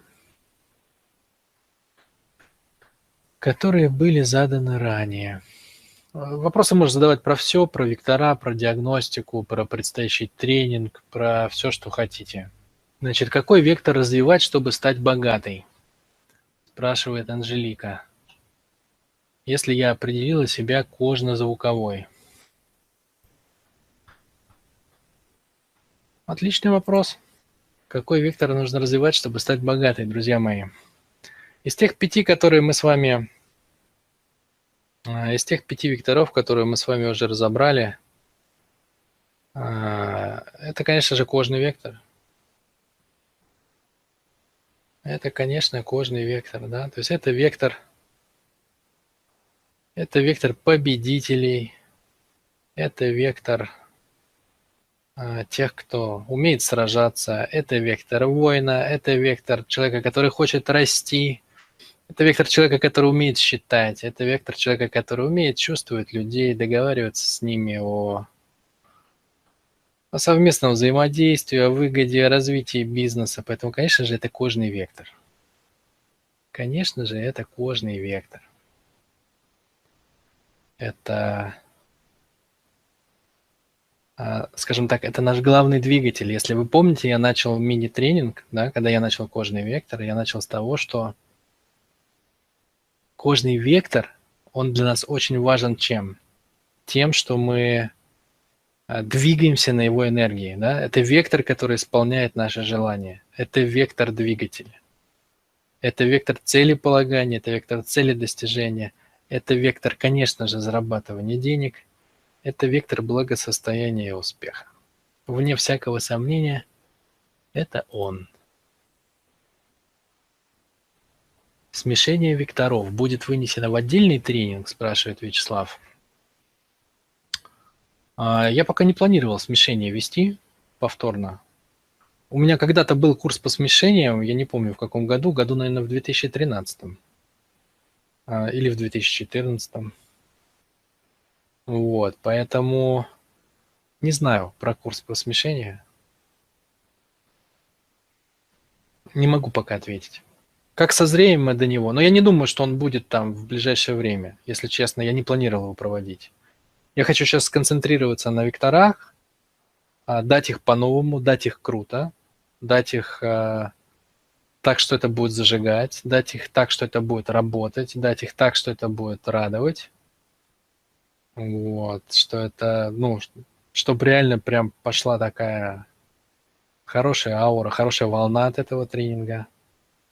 Про смешение не думал пока. Но если что, он будет в записи. Он, конечно, устарел морально сильно, но там очень много интересной информации тоже есть.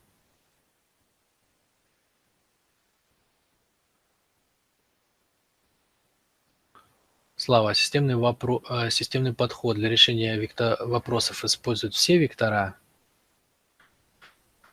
Нет, друзья мои, системный подход – это мышление только одного вектора, звукового.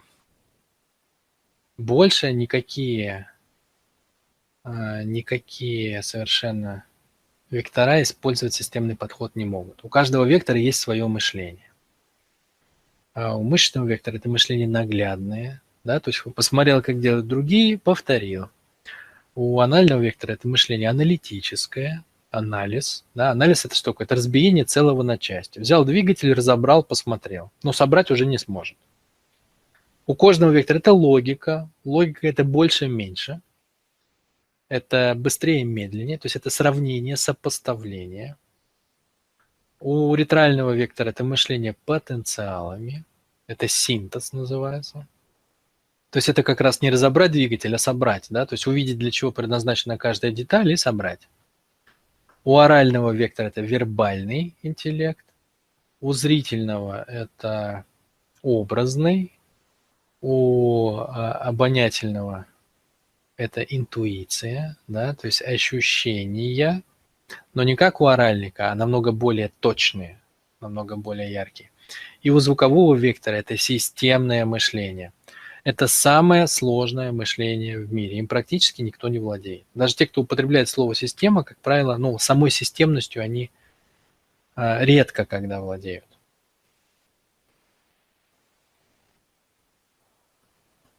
Так, есть вопрос. Как я поняла, анальнику надо порядок во всем, а кожник может жить в состоянии беспорядка. Да, может. А что означает, если меня бесит беспорядок? Но я все время в нем живу и никак не могу вылезти. У меня все время руки не доходят. А что означает, значит, если меня бесит беспорядок, но я все время в нем живу? Ну что это означает? Это означает, что, скорее всего, у вас в системе приоритетов порядок не на первом месте. Да? Мы в большом тренинге, естественно, волей-неволей мы коснемся многих смешений. Как ни крути, сложно. Вот я же вам, например, рассказывал в мини-тренинге, да, кожный, анальный, оральный сегодня. Я же все равно невозможно рассказать вектор, не касаясь других. То есть вы же видите, как они смешиваются, да? Они совершенно одинаково смешиваются как в разных людях, так и в одном человеке. То есть зрительник не любит там вульгарного оральника. Точно так же, как внутри одного человека он сам в себе не любит вульгарность, например, да, то есть зрительный тонкий человек сам в себе не любит вульгарность. Легко, да. То есть это легко видно, реально. Легко видно. И, конечно, этого будет много. То есть, когда мы будем разбирать каждый вектор, будем смотреть кожников, анальников, ну, мы уже там более глубоко пойдем. Мы будем касаться смешений. И в том числе вот таких конфликтов тоже, да, то есть любой конфликт это что такое? Это два голоса говорят внутри вас, да. Звуковик говорит, давай помолчим, оральник говорит, пойдем пообщаемся. Зрительник говорит, пойдем посмотрим кино, а кожник говорит, пойдем колбасу послушаем, поколбасимся, потанцуем, да. Вот, то есть это как бы Ну, это нормальные вопросы, стандартные конфликты между векторами. Один хочет порядка, второму плевать на порядок. Вопрос приоритетов, естественно. Всегда. Это всегда вопрос приоритетов.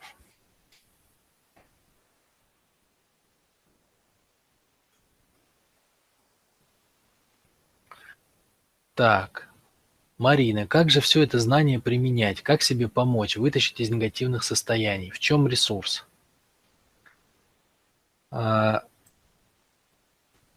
Сказать, что это знание прям уберет все ваши негативные состояния, будет неверным. Это не так. Еще раз, смотрите, это знание как бы как применять? Это ответ на 3 вопроса. Помните, мы про игры с вами говорили? Вот самое вкусное, что дают вектора. Вы живете в жизни, вы не знаете правил игры. Конечно, вы не можете ее выиграть. Выигрышем в жизни что является? Счастье.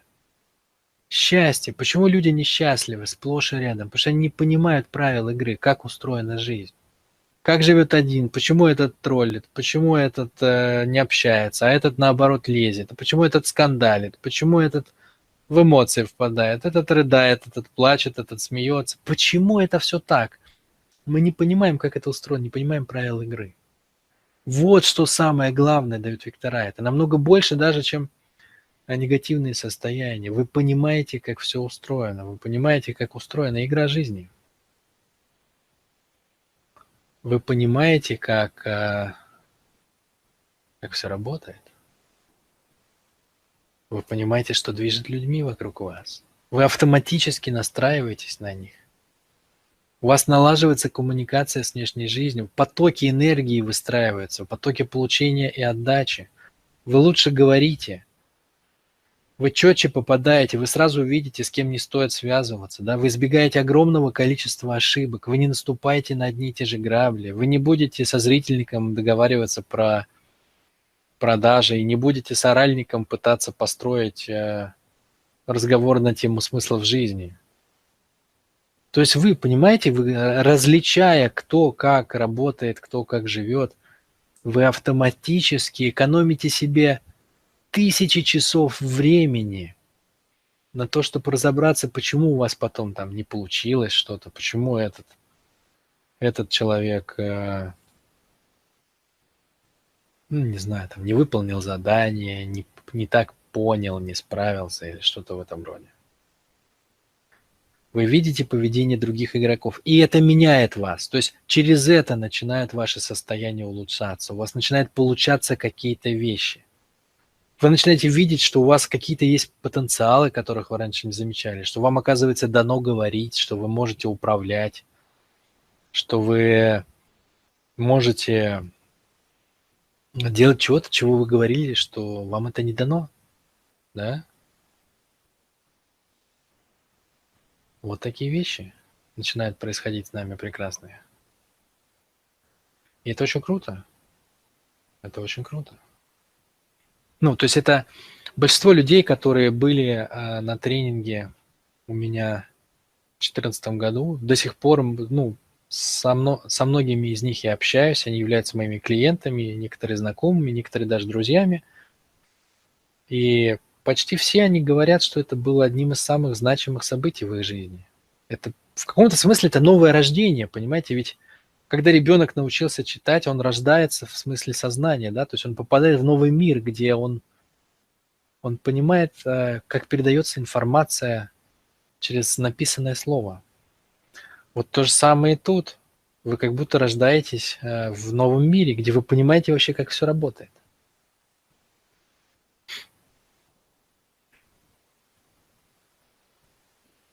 Как примирить в себе зрительный, звуковой и оральный векторы? Как переключаться между ними?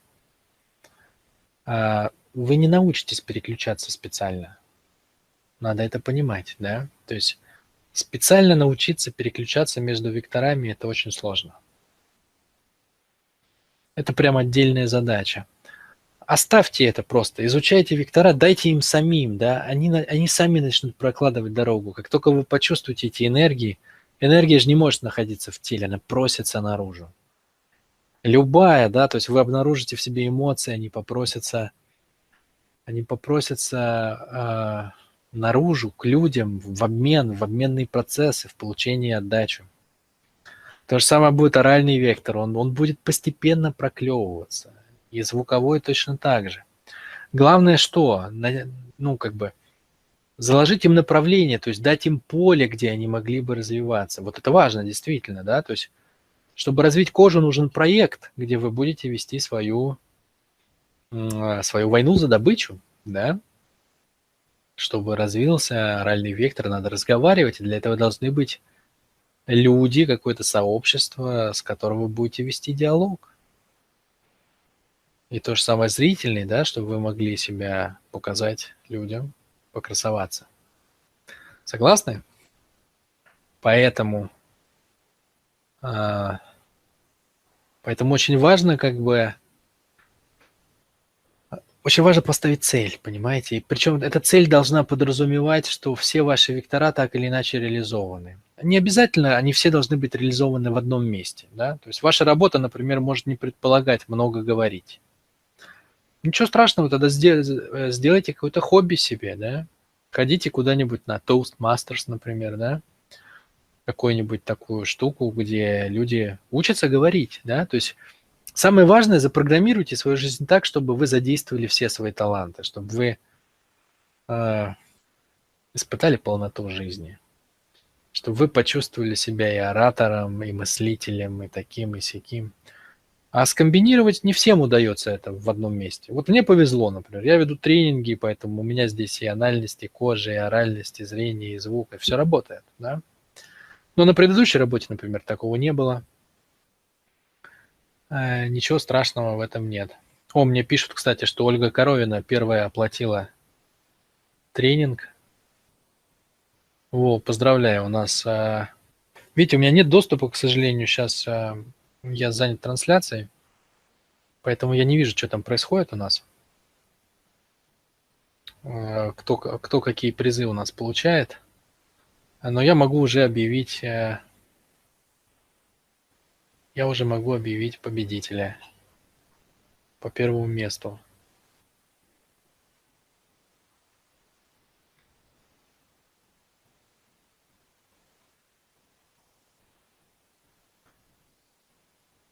Да, по остальным еще непонятно пока.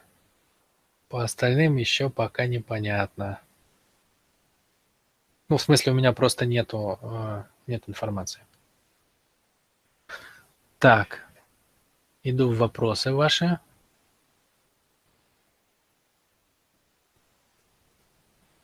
Анна Мартынова устала от перфекционизма. Поперек горла уже стоит.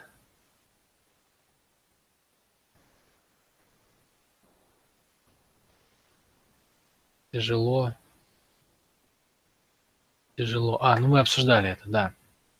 Обсуждали это. Как наладить отношения с обиженным анальным сыном?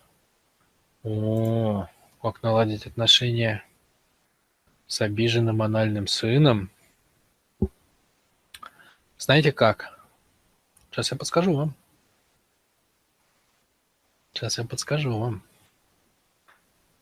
Но надо попросить прощения.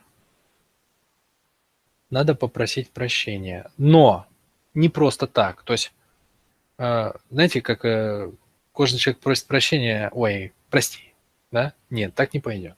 Это не по-настоящему, это не по-честному. Обида была большая.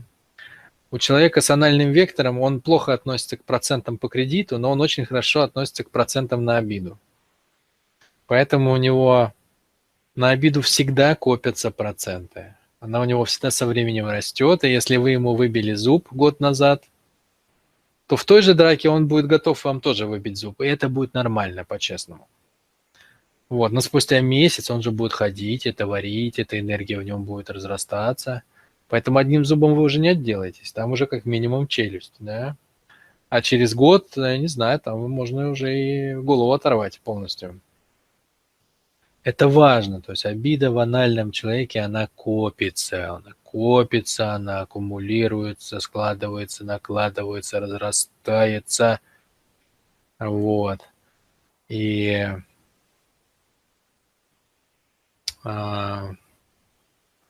Ну, короче, вы не отделаетесь просто прощением, да? Просто прощение-то можно было сразу же просить. Вот как только сделали, как только накосячили, сразу просите прощения. Есть вероятность, что ну, прокатит, что анального человека попустит. А может и не попустит. А если прошло много времени, и обиженный анальный сын, э, ну тогда, во-первых, надо выйти на коммуникацию. Да? То есть сначала надо наладить контакт. Надо выразить свое сожаление тем, что отношения не складываются, что все плохо, что вы переживаете, что вы чувствуете за собой вину, хотели бы поговорить. Короче, надо, чтобы он согласился вас послушать. Дальше сама беседа, она, ну, здесь важен скрипт, да, то есть в ней все должно пройти, в ней все должно пройти как бы тоже определенным образом. Как в ней должно пройти? Как должна пройти сама беседа? Вы должны не просто попросить прощения, нужно дать человеку понять, во-первых, что вы осознаете свою вину. Это первое. То есть вы должны хорошо и в красках ему описать, что вы понимаете, как вы виноваты, как вы были неправы, что вы глубоко сожалеете об этом, что, короче, с тех пор вы не находите себе места от осознания того, что так обидели такого хорошего мальчика. Вот. Второе, что надо сказать в этой беседе, что вы понимаете его чувства. Это очень важно, это самая важная часть. Над этим надо поработать заранее. То есть сесть, спросить себя, что могло его так задеть, что он пережил, как он это воспринял, что в нем как сработало. Да, вот как я вам пытался в векторах показать. Посмотрите, вот что человек чувствует, какая сила им живет. Вот надо найти эту силу. То есть что конкретно его так вот переклинило. И это тоже надо передать. То есть, что я понимаю, что ты испытываешь. Вот я такая виноватая. Прости ты меня, дуру набитую. Понимаю, как я обидела такого честного, такого правильного, такого... Короче, как это было несправедливо. Вот, чтобы он понял, что вы не просто пришли формально, а вы поработали действительно над собой, что вы действительно понимаете и свою вину, и его переживания. И вот уже на этом фоне, когда между вами будет проложен мостик взаимопонимания, и вы осознаете свою вину, а вы по-любому виноваты, потому что, ну, всегда виноваты оба, да? То есть ваша часть там какая-то есть. Вот с этого уже можно так заруливать, заходить на посадку, скажем так. С этого можно заходить на посадку в прощение. Ну вот так это в анальном векторе примерно происходит. Такая работа.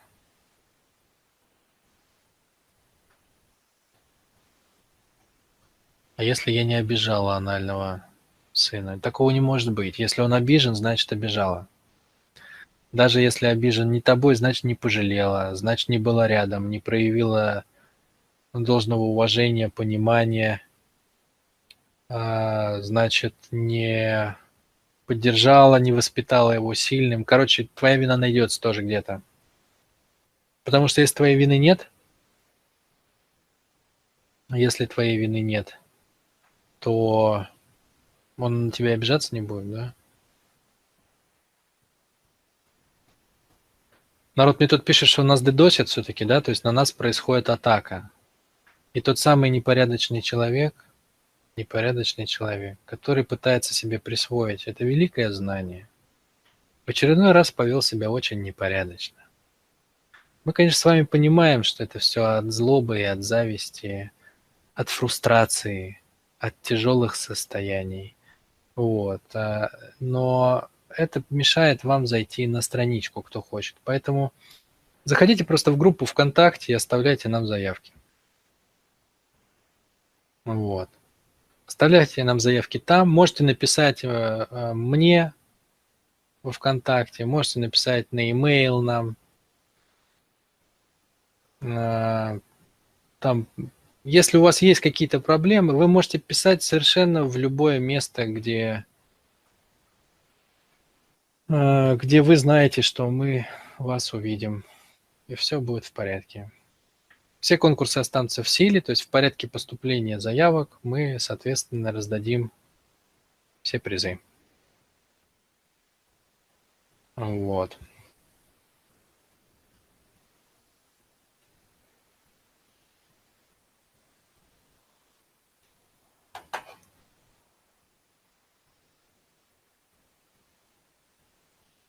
Так.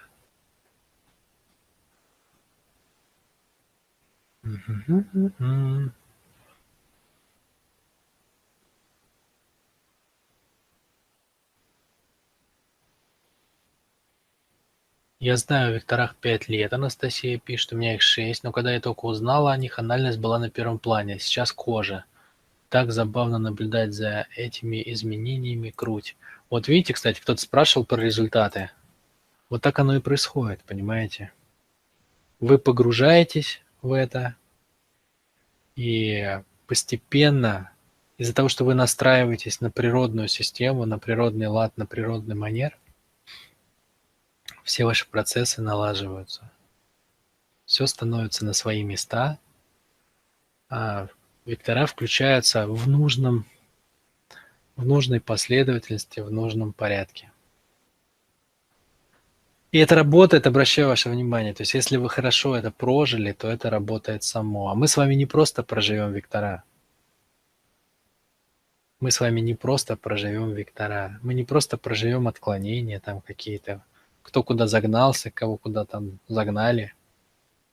Мы проживем с вами лучшие их состояния.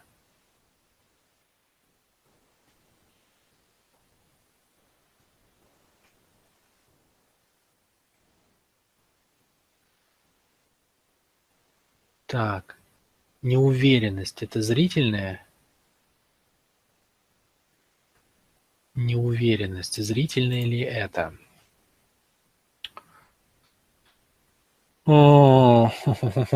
Нет, это не зрительное. В каждом векторе есть свое состояние уверенности и неуверенности.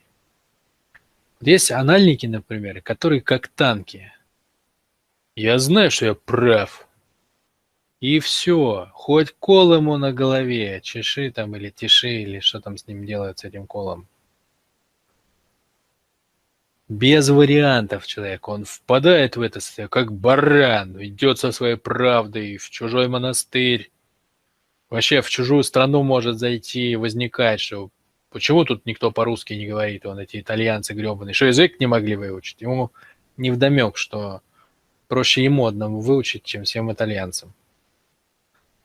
Вот. А есть наоборот, такие, знаете, очень, ну, с одной стороны, тактичные, с другой стороны, неуверенные, очень как бы боятся как бы не обидеть человека, как бы больно ему не сделать.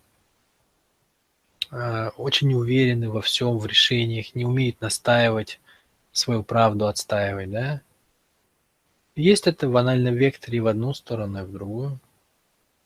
Есть это в зрительном векторе, да? Вы же видите, там некоторые женщины и мужчины, они с удовольствием красуются, позируют, показывают себя, фотографируются по 100 раз на дню.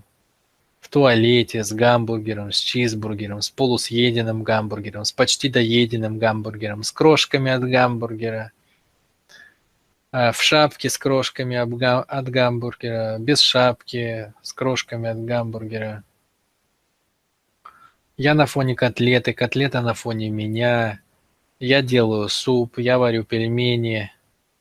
Мы идем в детский садик, да, ну это же и есть, да. То есть зрительный вектор не боится демонстрироваться. Есть наоборот. Серые мышки невзрачные. Смотришь, ну даже как бы беглым взглядом даже не идентифицируешь, что это женщина.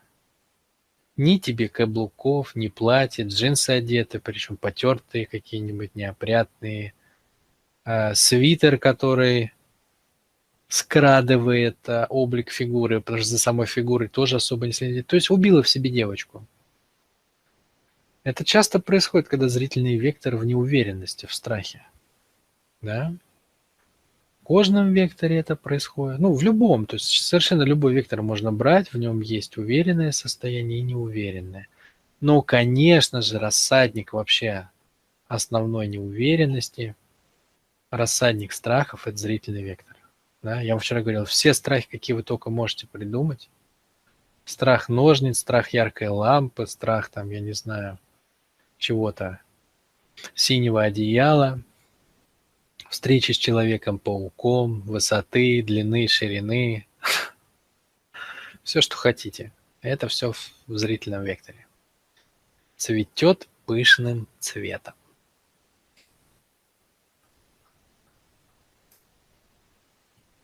Так. Можно ли вывести из неуверенного состояния? Да можно все, друзья мои, реально, можно все. Это самая лучшая новость, что как бы вы ни загнались и куда бы вас ни загнали, и что бы с вами ни делали, реально все поправимо. Матушка природа никогда нас не бросает. Начать саморазвитие и принятие себя и быть счастливым можно в совершенно любом состоянии, в любом возрасте. Встать на этот путь, по крайней мере, да. А дальше только рост, рост, рост, вперед, вперед, вперед, к новым вершинам, к новым пикам, в дальней дали, к победе. Это все возможно. Да, мне тут все пишут, что к нам, к сожалению, на сайт то попасть, то не попасть. Вот такая, понимаете, зараза у нас завелась. Да, вот такая раковая опухоль на теле знания, которое было завещено автором всему человечеству. Вот такое вот появилось явление в нашей, даже небольшой на самом деле, семье. Так что помогайте, друзья. Давайте покажем, что это нам не помешает. Вместе провести самый офигенный тренинг по векторам. Как бы не злобились и не пухли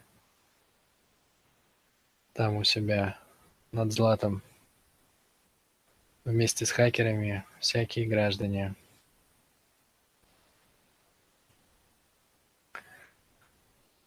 Напомню еще раз, что заявку можно оставить на почте. Можете мне написать slava@lab-8.ru. Можете на любой нашей странице написать в проект ВКонтакте. Лучше всего заходите во ВКонтакте в группу и оставляйте нам заявку. Ссылка есть на YouTube под трансляцией.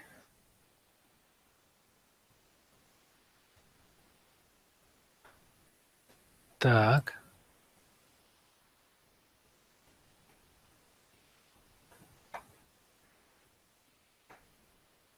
Как спокойно реагируете на всякую?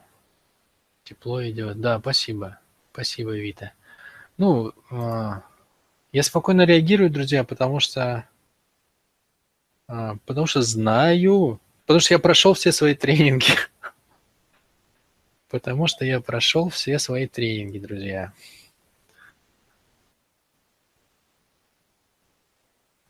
Так. Сейчас найду что-нибудь интересненькое еще.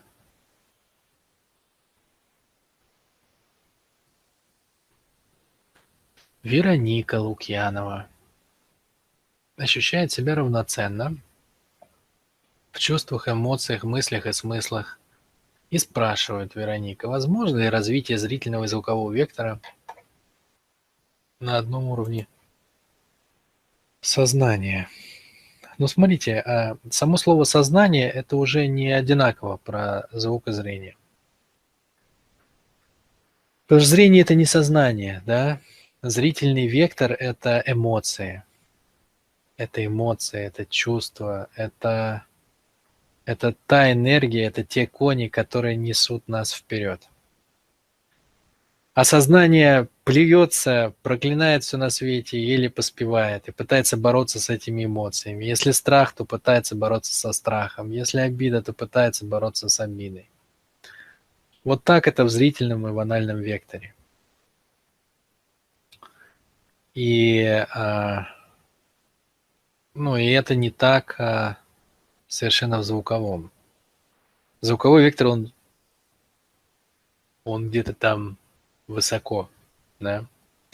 В эмоциях много животного. Эмоции вообще это наша рептильная часть, да. Вот самые первые примитивные эмоции рептильные. Больно, неприятно и приятно, когда удовольствие. Вот оттуда проистекают эмоции. Эмоция рождается в теле.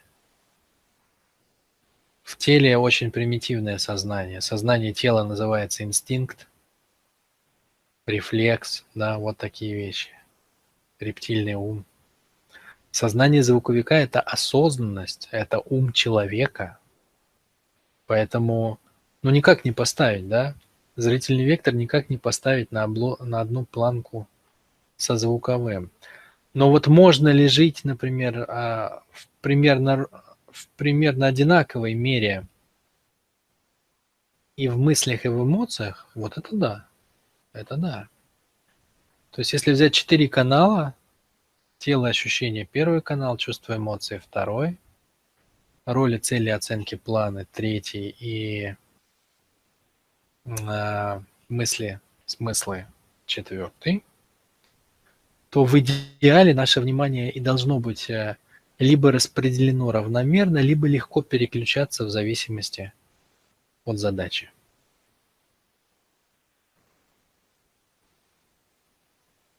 То есть к этому надо стремиться. Если у тебя это так работает, то это очень круто. Это очень круто.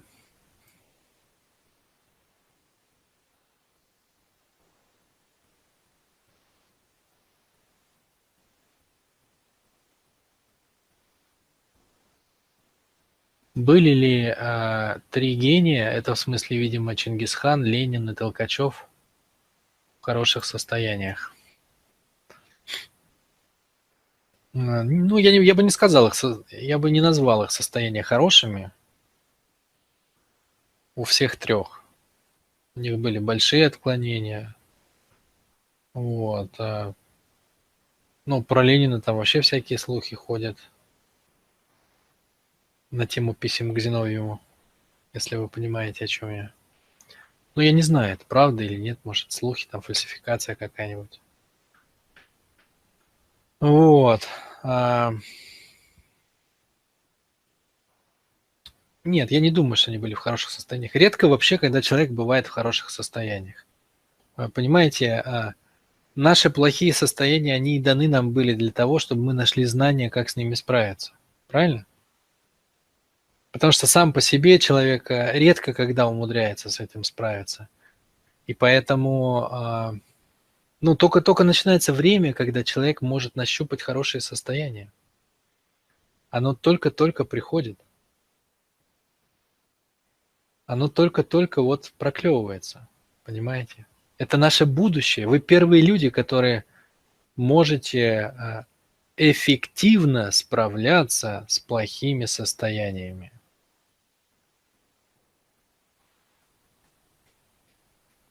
Вот так как-то, я думаю. И более того, вы не забывайте, что плохие состояния — это тоже энергия, да?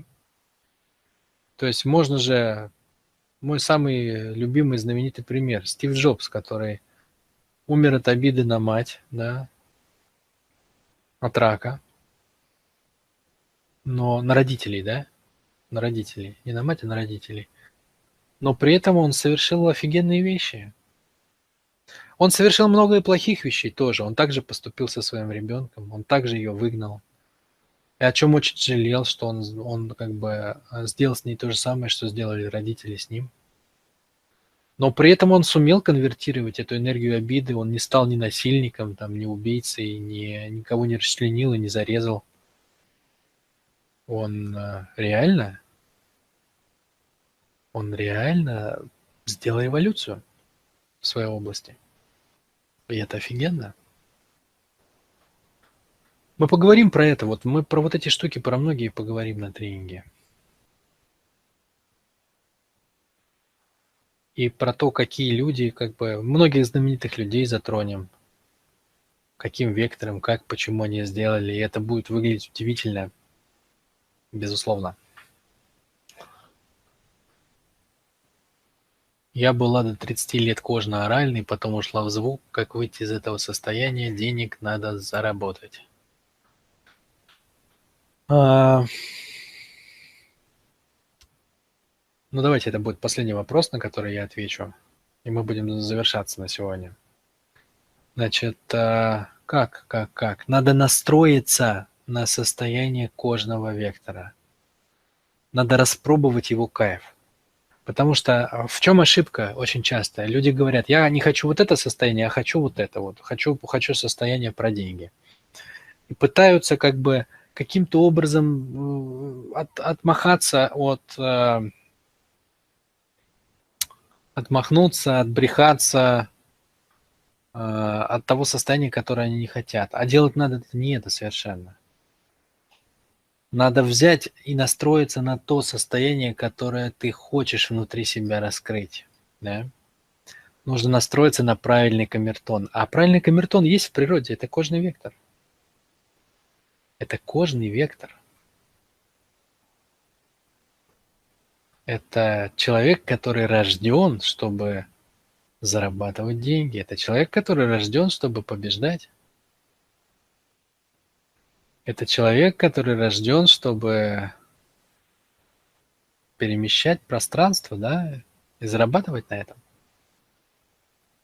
Кожный человек очень любит пространство менять, да. Строить, например, проектировать, переносить с места. Ну, не переносить с места на место, в смысле бесполезно, а вот что-то менять, да, какую-то конфигурацию пространства. Вот он чувствует, что пространство можно делать все более и более эффективным, все больше из него выжимать. Кожный человек – это человек, который из 100 граммов лимона выжимает 110 граммов лимонного сока.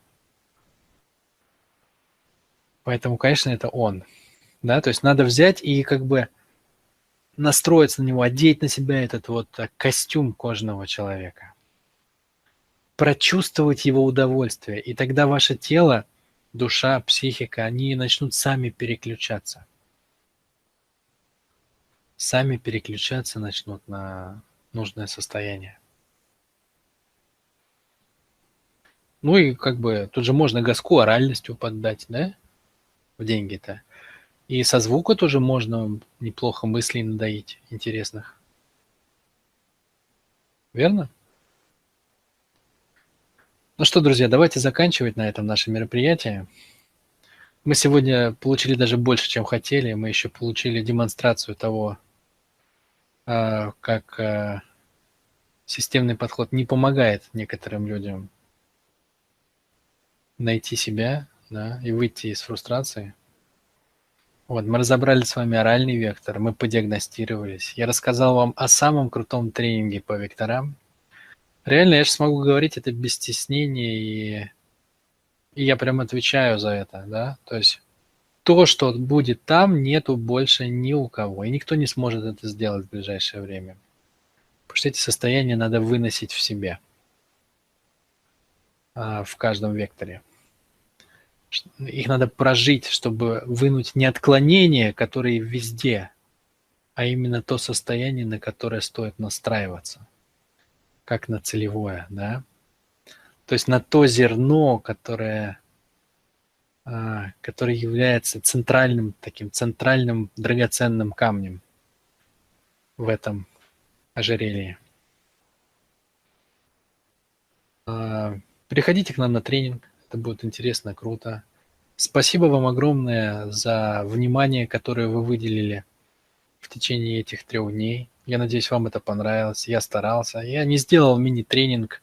Знаете, как многие делают, просто там наброски дать, попробовать. Да, это была дегустация, конечно, но все-таки это вполне законченный тренинг. Да? То есть это основа 5 из 8 векторов, которые есть у большинства людей вокруг, да, то есть это некий такой полноценный комплект, который я все-таки постарался вам раскрыть. Я очень благодарен, что вы выделили свое время, послушали, присоединились ко мне, и очень благодарен вам за отзывы с первых 2 дней. Я буду вам благодарен за отзывы на 3-й день тоже. Я надеюсь, что вот эти технические сложности, они не помешали вам оценить глубину и прелесть нашей с вами встречи. А на этом я с вами прощаюсь. С вами был Вячеслав Юнев. Оставляйте заявки в группе ВКонтакте, пишите нам. Вас всегда услышим, встретим. Пока-пока.